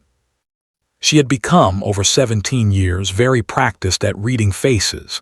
It was useful when you spent your days with children who had not yet learned to hide things. Edmund had learned very well, but there were limits to what even the best composure could hold, and she watched those limits reach themselves, one by one, as his eyes moved down the page. The letter said several things.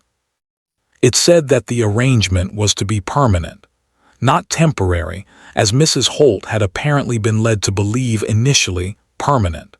The girl was never to return to London. She was never to contact Edmund. If she attempted to do so, the protections currently extended to her father would be withdrawn. It said that Edmund was to be kept in grief long enough to become manageable.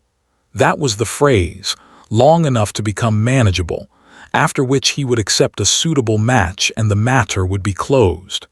And at the end, in the same large, assured hand, almost as an afterthought, "My son is a good man, better than I deserve, perhaps. See that the girl is comfortable. This was never about her." Edmund lowered the letter. He stood very still for a long moment. Then he set it on the table with the careful deliberateness of someone who does not trust what their hands might do otherwise. "May I have a moment?" he said outside. It was not quite a question, Of course, Cecily said. He went out. The door closed quietly behind him. Mrs. Holt and Cecily sat in silence. After a moment, Mrs. Holt said, "I am sorry for all of it. I know that is insufficient." "It is," Cecily said. Then after a pause, "But I believe you." The old woman closed her eyes briefly. When she opened them, they were wet, which Cecily had never seen before and found more affecting than she expected. "He was a good boy," Mrs. Holt said. "Edmund, he always was." A pause. "I told myself that what I did protected him. I told myself that for a long time. Did you believe it?" A silence. "No," Mrs. Holt said. "Not really. Not after the first year." Cecily looked at the letter on the table, at the old Duke's handwriting, at the phrase "long enough to become manageable." She thought about Edmund at 22, standing at a grave in the March sunshine. She thought about 17 years of closed rooms and careful distances, and a life fully furnished but never quite inhabited. She thought about the letter he had written her 4 days before everything ended, which she still knew by heart, which she had spent 16 years trying to forget and never managed. "I intend to love you for a very long time, Miss Vane." She pressed her hand flat against the table. "All right," she said, to no one in particular. She got up and went outside. He was standing at the low stone wall at the edge of the garden, looking out at the moors. The December light was flat and pale, the frost still holding in the shadows of the stone. He did not turn when she came out, but she saw his shoulders register that she was there. She stood beside him at the wall. They looked at the moors together for a while. "Better than I deserve," Edmund said at last, quoting. His voice was very quiet. He wrote that. Yes. And then went home and lived another 22 years and said nothing. Yes. He was silent for a moment. "I keep thinking, I keep trying to find a way to understand it. Some explanation that makes it not acceptable but comprehensible. Some version of it where he believed he was acting rightly. And I cannot find one."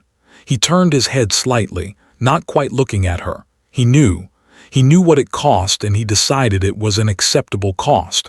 That is all there is. Cecily looked at the moors, the pale grass, the dark line of hills in the distance. "My mother knew too," she said. "She lived with it for 17 years. She sent me flowers at Christmas the first 3 years. Did Mrs. Holt tell you that?" Anonymous. "No note, just flowers. I didn't know who sent them until today." "God," Edmund said. Yes, Cecily considered this. I think she was trying to, I don't know what she was trying to do, apologize without apologizing, be present without being seen. She paused. It didn't help, but I think she knew that. The wind came across the moors, cold and clean and smelling of nothing but itself. "I am angry," Edmund said. "I want you to know that I am very angry. At my father, at your mother, at Barlow, who I now suspect knew more than he stopped. But I am also aware that anger is not what matters most at this precise moment." Cecily looked at him. "What matters most," he said, "at this precise moment, is that I would like to tell you something, and I need you to let me finish before you." "Edmund, please." She closed her mouth. He turned to face her fully. The winter light was not kind to either of them. It showed everything, the years, the lines, the evidence of time. And she thought that she had never seen him look more himself than he did right now, with the careful composure entirely gone and just the actual man underneath it. "I have been," he said, "for 17 years a person who did not want things. I told myself it was enough. I told myself I had what I needed and that the rest was sentimentality, weakness. I told myself that for so long that I nearly believed it." He paused. "I did not believe it. I want you to know that. I did not believe it for a single day." Cecily held very still. "I do not know what you want," he said. "I do not know what 17 years has made of what you felt, or whether there is anything left of it, or whether the way it ended has put it beyond any possibility of I don't know. I don't know any of it. I am not asking you to tell me now." Another pause. "I am only telling you that I have not, that for me it has not." He stopped, looked at her. "I have never stopped," he said. "That is all. Whatever else is true, I have never stopped." The Moors were very quiet.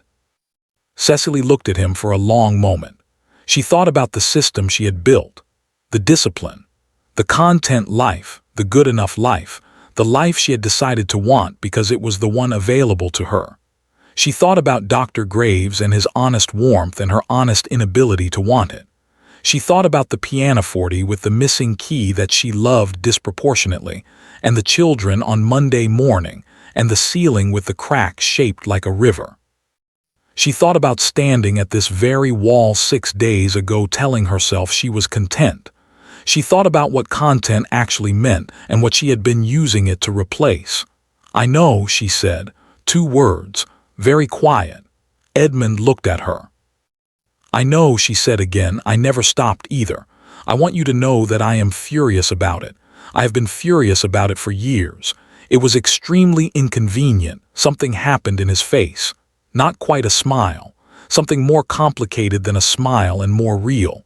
"Yes," he said. "I imagine it was." They stood at the wall for a while longer.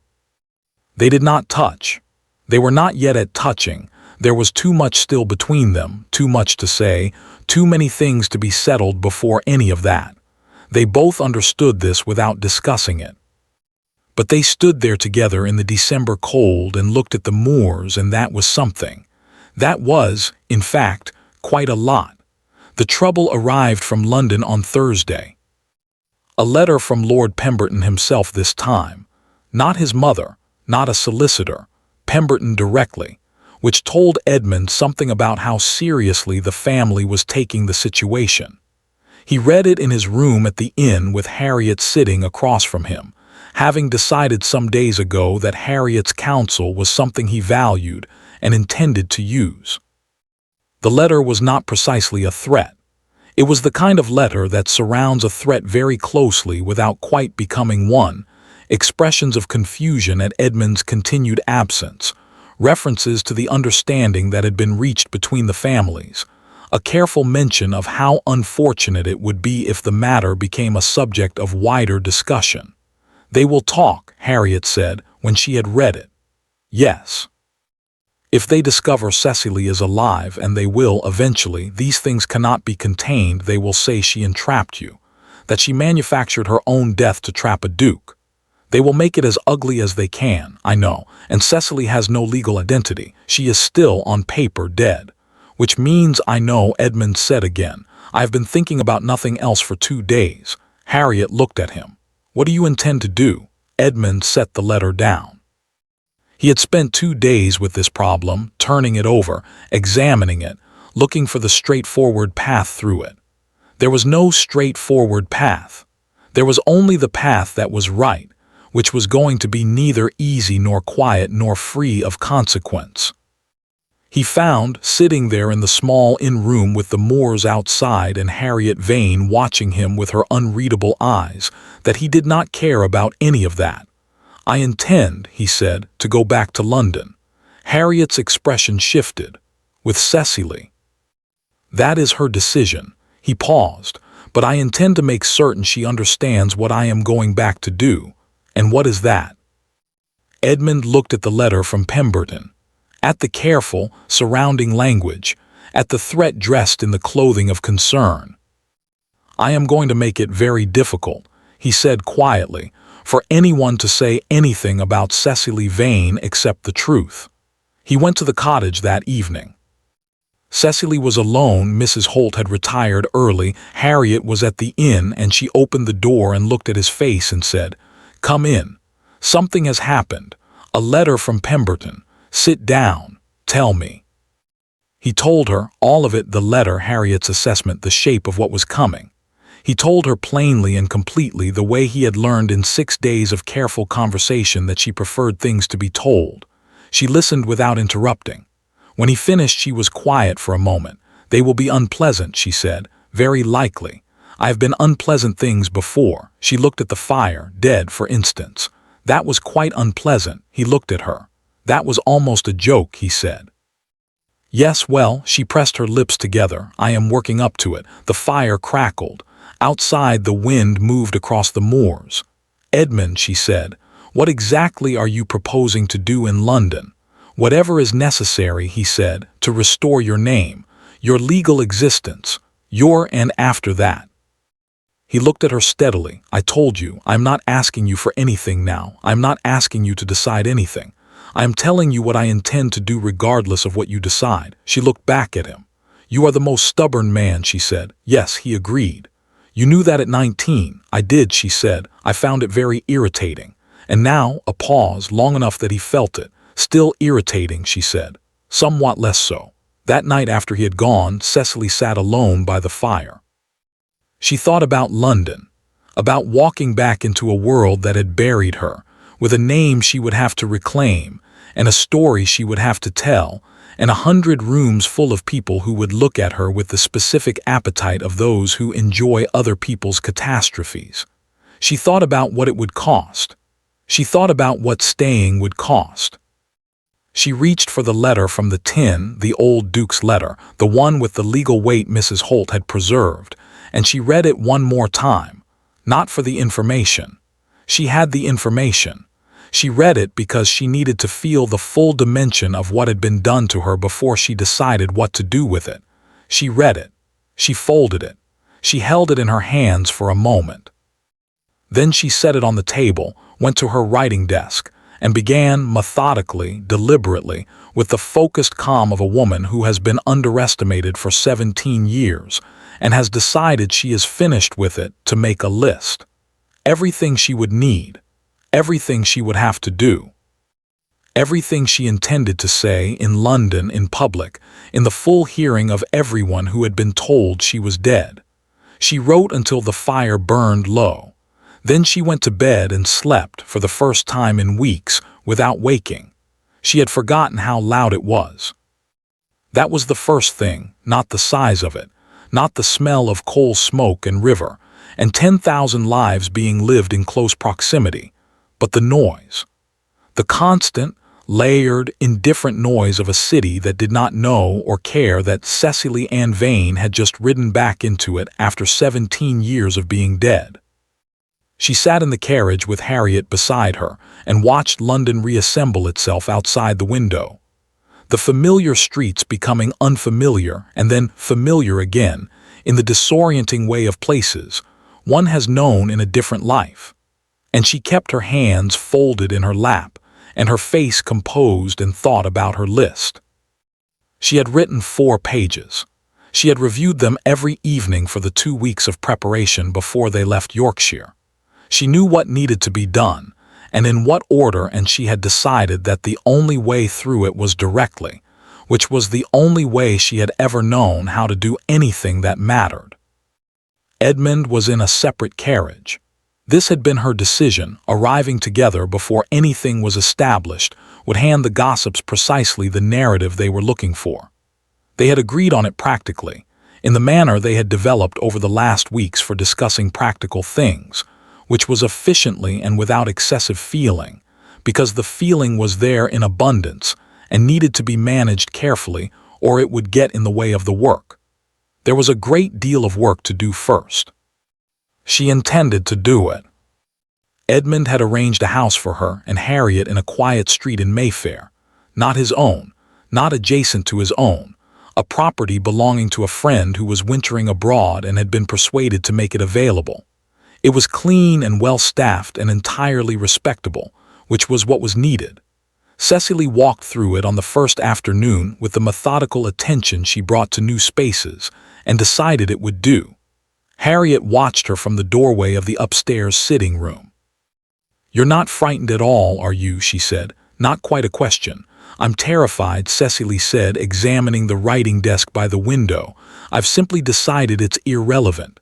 Harriet was quiet for a moment. Mama would have said that was stubbornness. Mama, Cecily said without looking up, would have been right. The first meeting was with Barlow.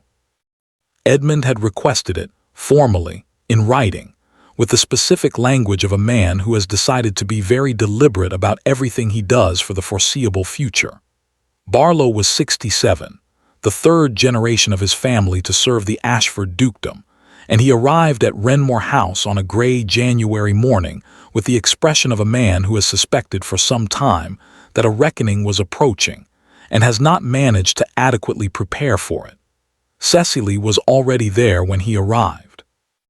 Edmund had told her she did not have to be present. She had looked at him with an expression that made it clear she had not asked his opinion on the matter. She sat in the chair to Edmund's left at the head of the table with the two letters in front of her, the one from the tin and the one Mrs. Holt had kept separately, and she watched Barlow's face when he saw her. Watched the sequence of it, confusion, recognition, something he tried to suppress and did not entirely manage. "Mr. Barlow," Edmund said, "I believe you recognize Miss Vane." Barlow stopped, looked at Edmund, looked at Cecily, looked at the letters on the table with the particular attention of a man who knows what they contain. "Your Grace, I must explain, you must," Edmund agreed. "Please do." He had known. Not at the beginning, not in 1806, when the arrangement was made, but by 1812 at the latest, when the old Duke had included him in the management of certain financial instruments related to a cottage in Yorkshire. Barlow had known what he was managing and for whom and why. He had said nothing. He said this with the defensive precision of a man trying to find the smallest possible version of his own guilt. He had not been asked to participate. He had simply not spoken. He had maintained the discretion his position required. He had considered it not his place. Cecily listened to all of this without speaking. When Barlow finished, she said, "You watched him grieve." Barlow blinked. "I beg your pardon." "Lord Ashford, for 6 years you sat across from him in this house and managed his affairs and watched him grieve, and you knew, and you said nothing." She paused. "I'm not asking you to explain it again. I understand what you have said. I'm simply making sure you understand what it means." Barlow was silent. "Good," Cecily said. "Now, here is what is going to happen." Barlow was going to assist in the legal restoration of Cecily Ann Vane. He was going to do this thoroughly, efficiently, and without any version of the events becoming publicly associated with his firm's prior knowledge. He was going to use every connection and resource at his disposal to ensure that the death certificate was invalidated with the minimum of procedural drama and the maximum of legal solidity. He was going to do all of this because it was right, and also because Edmund had made it quietly and completely clear that the alternative was the termination of a relationship that had existed for 3 generations of Ashfords and Barlows, and the full disclosure of exactly what Barlow had known and when. He agreed to all of it. When he left, Edmund looked at Cecily. "You were rather magnificent," he said. "I was precise," she said. "There is a difference, not in this case." She looked at him. The ghost of something moved across her face, not quite the smile, but closer than she usually allowed it. "Don't," she said. "I haven't said anything. You were about to." "I wasn't." A pause. "I was thinking it very loudly." She stood up and gathered the letters from the table. "We have 3 more meetings this afternoon," she said. "Try to concentrate." The Pemberton situation resolved itself with less drama than anticipated and more than was comfortable. Lord Pemberton, faced with Edmund's direct and private communication, which detailed the circumstances of Cecily's disappearance, the involvement of the late Duke of Renmore, and the documentary evidence currently in the possession of his solicitor, made the calculation that men like Pemberton generally make when the ledger shifts against them. The proposed arrangement was quietly set aside. There were no public statements. The daughter was apparently relieved, which Edmund found both reassuring and mildly guilt-inducing. His mother was a different matter. She came to Renmore House on a Wednesday, unannounced, in the manner of a woman who has never found announcements necessary when entering her son's home. Edmund was in his study. He heard her in the hall and was already standing when she came through the door. She was 71. She had been a formidable woman her entire life and showed no signs of reconsidering this approach. She looked at Edmund with the expression she had perfected over 40 years, love and exasperation in precise and immovable combination, And then she sat down without being invited and said, "Tell me." He told her all of it. He had not intended to tell her all of it, had planned a careful, abbreviated version that covered the essential facts without the full weight of his father's involvement. But she was his mother, and she was looking at him with the particular attention of someone who will know immediately if they are being given the abbreviated version, and he found he did not have the energy for it. He told her everything. When he finished, she sat quietly for a long moment. "Your father," she said at last. "Yes. He told me she died of illness." Her voice was even. "I believed him. I had no reason not to believe him, I know." "Did he?" She stopped. "Was there anything in those letters about whether he discussed it with me? Whether I?" "Nothing," Edmund said. "You are not mentioned. I believe he kept it entirely from you." She absorbed this. The line of her shoulders changed slightly, not relief exactly, but the release of something she had been holding. "I see. Mama, I am thinking," she said with some of her usual sharpness. "Give me a moment." He gave her a moment. "Where is she?" she said finally. "Mayfair, with her sister. I would like to call on her." Edmund looked at her carefully. "She may not wish." "Then she may say so." His mother stood up with the decisiveness of a woman who has processed something significant and moved directly to what comes next. "She has every reason to receive me coldly. I will accept whatever she gives me." A pause. "But I am not going to pretend, Edmund, that a woman my son has loved for 20 years does not exist. I have already done that for 17. I find I have no appetite for more of it." Edmund looked at his mother.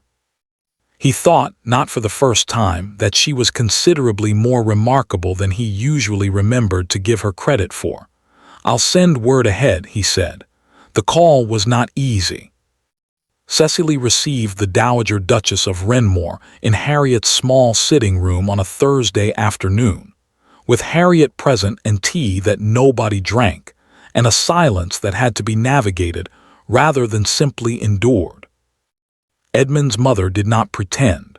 She did not offer excessive apologies or perform regret. She said that she had not known, that she was sorry for the years, that she understood if Cecily could not look at her without seeing the family that had done this, and that she would not impose herself if that was the case. Cecily listened to all of it and then said, "Did you know your husband was capable of this?" The question was direct enough that Harriet made a small sound. Edmund's mother did not flinch. "I knew he was capable of a great many things I preferred not to examine," she said. "I chose not to examine them. That is its own kind of fault." Cecily looked at her for a long moment. "Yes," she said, "it is." Another silence. "My son," the Dowager said carefully, "is better than his father was. He has always been better. I take no credit for that, it is simply what he is." She paused. "I thought you should know that I know it." Cecily said nothing. After the Dowager left, Harriet turned to her with raised eyebrows. "Well," Harriet said. "Don't," Cecily said. "I wasn't going to say anything. You were thinking it very loudly." Harriet blinked. Then a smile broke across her face, sudden, genuine, entirely uncontrolled. "You sound exactly like him." Cecily looked at her. "Shut up," she said, and then, despite everything, despite 17 years and lawyers and the Dowager Duchess and everything still to be done, she laughed. It was the first time she had laughed properly since Yorkshire. It felt like something coming back. The evening that everything nearly fell apart arrived, as disasters generally do, without warning. It was a Thursday, 3 weeks into January. Edmund had been at a dinner at his club, unavoidable, the kind of social obligation that could not be declined without generating precisely the sort of speculation they were trying to manage. He came home at 10 to find Harriet's note already on his desk. "Come immediately. Bring whatever authority you have." H. Barlow had talked. Not everything, not to the public, not yet, but enough. A clerk in his office, a younger man with connections to a journalist who supplied the more fashionable periodicals with their social intelligence, had apparently been more observant than Barlow had realized, and considerably less discreet than was safe. The story that was circulating, in the specific underground current that flows through London society several hours before it reaches the surface, was not accurate. It was worse than inaccurate. It was the version that Harriet had warned about.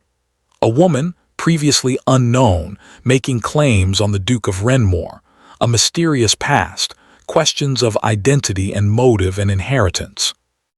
Edmund read the note. He read the intelligence Harriet had gathered in 3 hours of very focused effort through channels Cecily had not known her sister possessed. He set everything down. Cecily was sitting across from him at the table, very still, her hands flat on the surface. "How bad?" she said. "Manageable," Edmund said. "If we move tonight."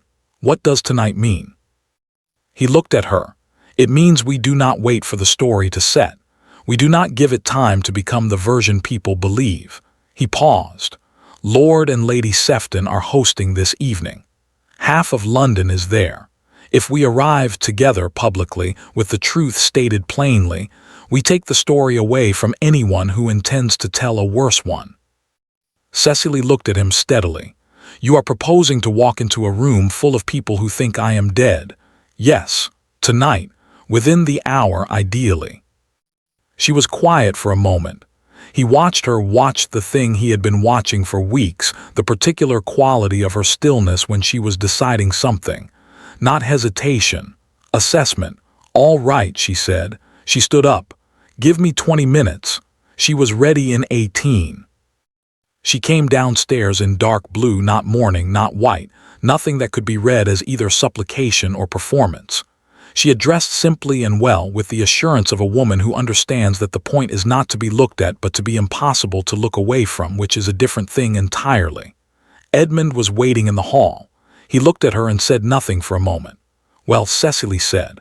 "Are we going?" "Yes," he said. "In a moment." "Edmund, you look," he said, "exactly as you should." She held his gaze. "As I should, or as you both," he said. "Come on." They arrived at the Sefton house at 10:30. The timing was deliberate, late enough that the room was full, early enough that the evening had not yet begun its slow dissolution. Edmund handed Cecily out of the carriage with the formal correctness of a man who understands that every gesture in the next hour will be observed and interpreted and discussed for weeks. And Cecily took his hand and stepped down and looked at the lit windows of the house, with the expression of a woman who has made her list, and is moving through it item by item. They were announced at the door. "Miss Cecily Ann Vane," the footman said, "and the Duke of Renmore." The room did not go silent. It was too large, too full, too loud for that. But there was a ripple, a shift, the way a current changes when something enters the water, and within 30 seconds every head in the room had found them. Cecily looked straight ahead. Edmund stood beside her, and she was aware of him as she moved into the room, the particular solidity of him, the fact of him there, which was not something she was leaning on, but something she was aware of, the way you are aware of the ground under your feet when you are walking somewhere that matters. Lady Sefton herself appeared within 2 minutes. She was a woman of considerable social intelligence and the specific kind of courage that manifests as curiosity, and she came directly to them with her eyes bright and her smile sharp and said, "Miss Vane, how extraordinary. We had understood that I was dead," Cecily said pleasantly. "Yes. It was a misunderstanding. I am sorry for any confusion." Lady Sefton stared at her for just a moment. Then she laughed, a genuine, delighted laugh, and took Cecily's arm and said, "My dear girl, you must tell me absolutely everything." She told it. Not everything, not the full private weight of it, not the letters or the debts or the careful cruelty of 2 men in a room making a calculation, but the shape of it, told simply and clearly and without performance, to Lady Sefton, and then to the small audience that gathered as stories do, which was most of the room within half an hour. She had been taken ill. She had been removed to the country, incorrectly reported as deceased, a family error compounded by circumstance. She had lived a quiet life in Yorkshire. She had come back to London to restore her proper legal standing, which was being handled by the Duke of Renmore's solicitor, the matter being connected to the Ashford family's involvement in her family's affairs some years prior. Simple, clean, true in all its parts. She watched it move through the room. Watched the other version, the wrong version, the clerk's version, the version designed to make her look like something she was not, lose its footing and slide and fail to find purchase anywhere. Harriet appeared at her elbow at some point, having arrived separately, and attached herself with the quiet efficiency that Cecily was beginning to understand was her sister's primary mode of being useful. "It's working," Harriet said quietly. "Of course it is," Cecily said. "The truth usually does if you say it loudly enough." Edmund found her an hour later, near the windows at the far end of the room. The worst of it was over. She could feel that, the way you can feel a weather system moving through. The room had processed the information and reached its conclusions and moved on to other things, because rooms always do, because a live woman is only marginally more interesting than a dead one once the initial shock has been absorbed. He stood beside her and looked out at the room. "Well," he said. "Well," she agreed. A pause. "Barlow's clerk has been dismissed," he said. "Barlow himself has been," he paused. "Sufficiently addressed. Good. The legal process will take another few weeks. Barlow estimates, Edmund." "Yes. Can we not," she said, "for approximately 10 minutes discuss anything that is not logistics?" He looked at her. Something shifted in his expression, the careful management of it, always so precise, coming undone slightly at the edges in the way it had been doing. She had noticed more frequently in recent weeks. "What would you like to discuss?" he said. "Nothing," she said. "I would like to stand here for 10 minutes and not discuss anything." "All right." They stood there. The room moved around them, conversation, laughter, the particular music of a London evening in full swing, and they stood at the window and said nothing, and it was the most comfortable silence Cecily had stood inside in 17 years. "Cecily," he said after a while. "I know you said, Edmund, I know, 10 minutes, 8 more." He was quiet. Then very quietly, "I am going to ask you something when the 8 minutes are up." "I know," she said. "You know what I'm going to ask." "I have known for approximately 3 weeks. A pause and 7 more minutes," she said. He made a sound that was not quite a laugh. She kept her eyes on the room, but she was smiling, actually smiling properly, for the first time in longer than she could accurately remember, and she did not try to stop it. He asked her in the carriage on the way home. Not on one knee, there was insufficient room, and besides, she had told him once at 19 that she found the convention absurd, that she could not imagine why a declaration of intent required a man to make himself uncomfortable on a floor. He had remembered this, apparently. He had remembered it for 17 years. He simply turned to face her in the dim carriage, with the London streets moving past outside and Harriet very studiously looking out of the opposite window, and said, "Cecily, will you marry me?" She looked at him. She thought about yes. She thought about how easy it would be to say yes, how much she wanted to say yes, had wanted it for longer than she was entirely comfortable admitting. She thought about 17 years, about everything that had been taken and everything that had been built in the taking, about who she was now and who he was now, and whether those two people, real and complicated and carrying the full weight of everything that had happened to them, could actually ask me again, she said. "In a month." Edmund looked at her. "A month." She stopped, found the honest version of it. "I'm not the girl you knew. You are not the man I knew. I need a little more time to know who we actually are, before I say yes to something that should last the rest of our lives." "You said yes," he noted. "You said before I say yes." She looked at him steadily. "I said ask me in a month. That is not a no." "No," she agreed. "It is not a no." He held her gaze for a long moment. "A month," he said. "A month." He turned back to face forward. Outside, London went about its indifferent business. Harriet continued to look with great interest at nothing in particular out of her window. After a moment, Edmund said, 30 days. Edmund, I am merely establishing parameters." Cecily looked at his profile, at the set of his jaw, the slight curve at the corner of his mouth that he was attempting to suppress. 29, she said. He turned to look at her. She met his eyes. And this time she let the smile happen fully, without managing it, without the careful discipline of 17 years. Just the actual thing, unconstrained, arriving on her face the way it always had when she was 19 and happy, and did not yet know that happiness required protecting. He looked at her as though she was the most interesting thing in any room she had ever entered. Some things, she thought, did not change. She went home that night and sat alone in the Mayfair house after Harriet had gone to bed, and she took her mother's last letter from the small case she had brought from Yorkshire, the one that had arrived 3 weeks after Lady Vane's death, written in the last week of her life and sent through Harriet, 4 pages in a hand that shook in the final lines. She had read it once, on the journey south, and then put it away. She read it now. Her mother had written about the debts and the Duke and the arrangement, much of which Cecily now knew from other sources. She had written about the flowers sent at Christmas, anonymous, which Cecily now knew the origin of. She had written about Harriet, about the grave, the March visits, the flowers, with a grief that Cecily recognized as genuine and found she could not entirely harden herself against. And at the end, in the shaking hand of the last pages, I told myself you would be safer away from all of it. I told myself a quiet life was still a life. I told myself that what I was doing was love in some form, even a damaged form, and perhaps love can be that broken and still be love. I do not know. I know only that I have thought about you every day for 17 years and that I am not asking you to forgive me. I know what I did.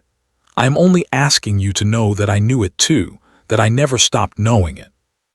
That whatever peace I find at the end, I find it without having earned it.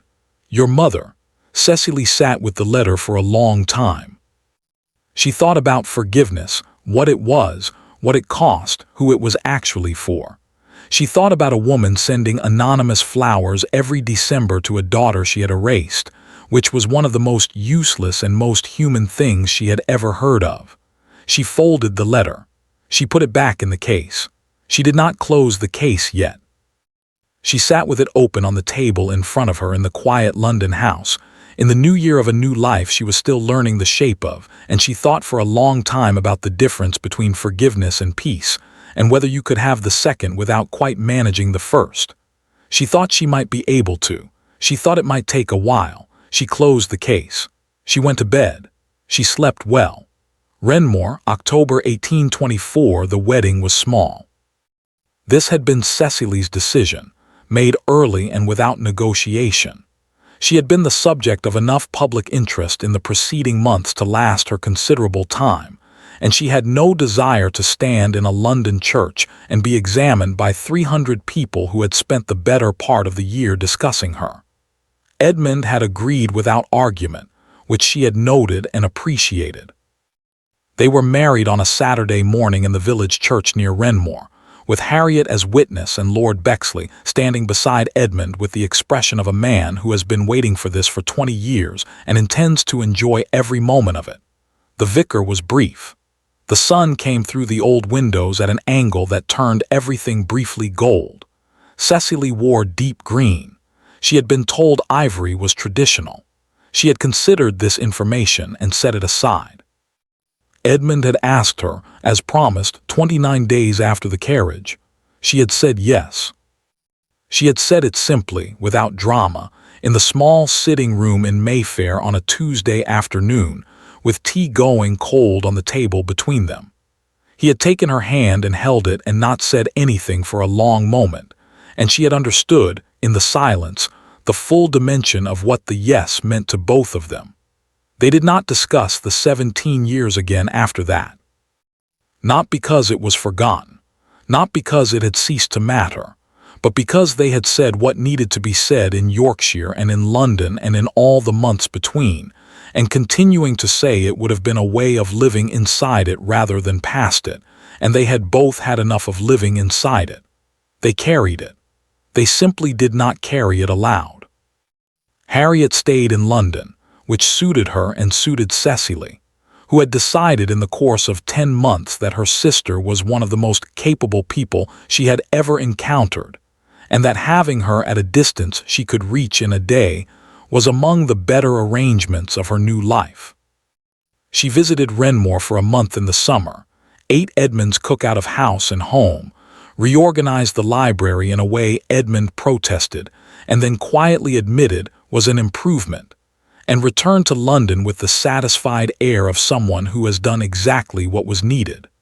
Mrs. Holt died in March peacefully in the cottage in Yorkshire. Cecily had visited her in February alone, taking the North Road in the early winter light with a particular purposefulness. They had sat together for 3 days, not speaking of everything, not needing to.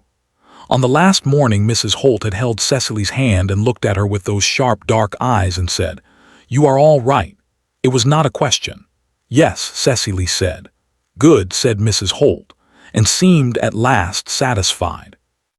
Cecily had the cottage kept on. She was not certain why. She thought perhaps she simply did not want it to belong to a stranger.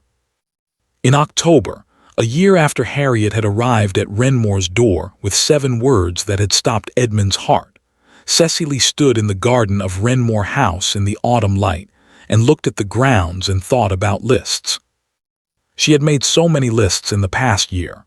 Things to be done, people to be faced, legal matters to be resolved, conversations to be had. She had moved through all of them with the systematic focus of a woman who had been underestimated for 17 years and had decided to be finished with it. The lists were done now. She was not certain, standing in the October garden with the leaves turning and the air sharp and clean, what she did with herself when there were no more lists. She thought she might find out. Edmund came out of the house and across the lawn toward her with his coat on against the chill and 2 cups of tea that were already cooling in the October air, which was inefficient, but she had stopped mentioning it. He handed her a cup. He stood beside her and looked at the grounds. "The south field boundary needs attention," he said. "I know. I spoke to Harris about it yesterday. And the roof on the east wing next spring. It's on the list." He looked at her. "You have a list." "I always have a list." "Of course you do." She drank her tea. The garden was quiet around them, the particular quiet of a place that has been inhabited for a long time and has settled into itself, all its edges worn smooth. "I have been thinking," she said, "about the school." "Which school?" "There isn't one. That's what I'm thinking about." She looked at the south field. "The tenants' children. There are 11 of them of teaching age. They have nothing." Edmund was quiet for a moment. She could feel him doing the thing he did, turning the idea over, examining it, finding the shape of it. "You want to establish a school on the estate." "I want to teach," she said simply. "It is what I do. I am good at it.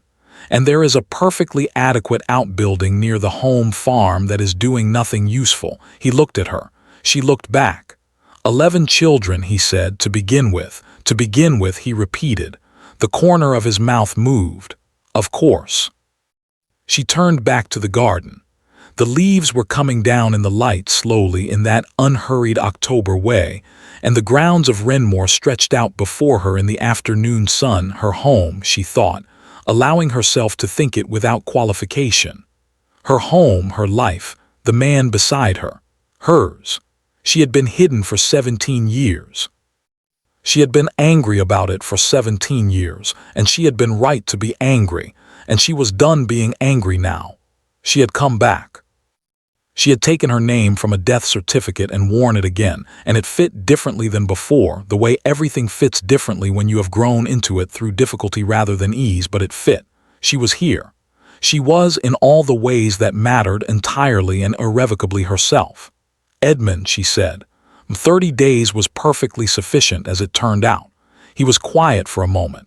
29, he said. She smiled. She did not try to stop it.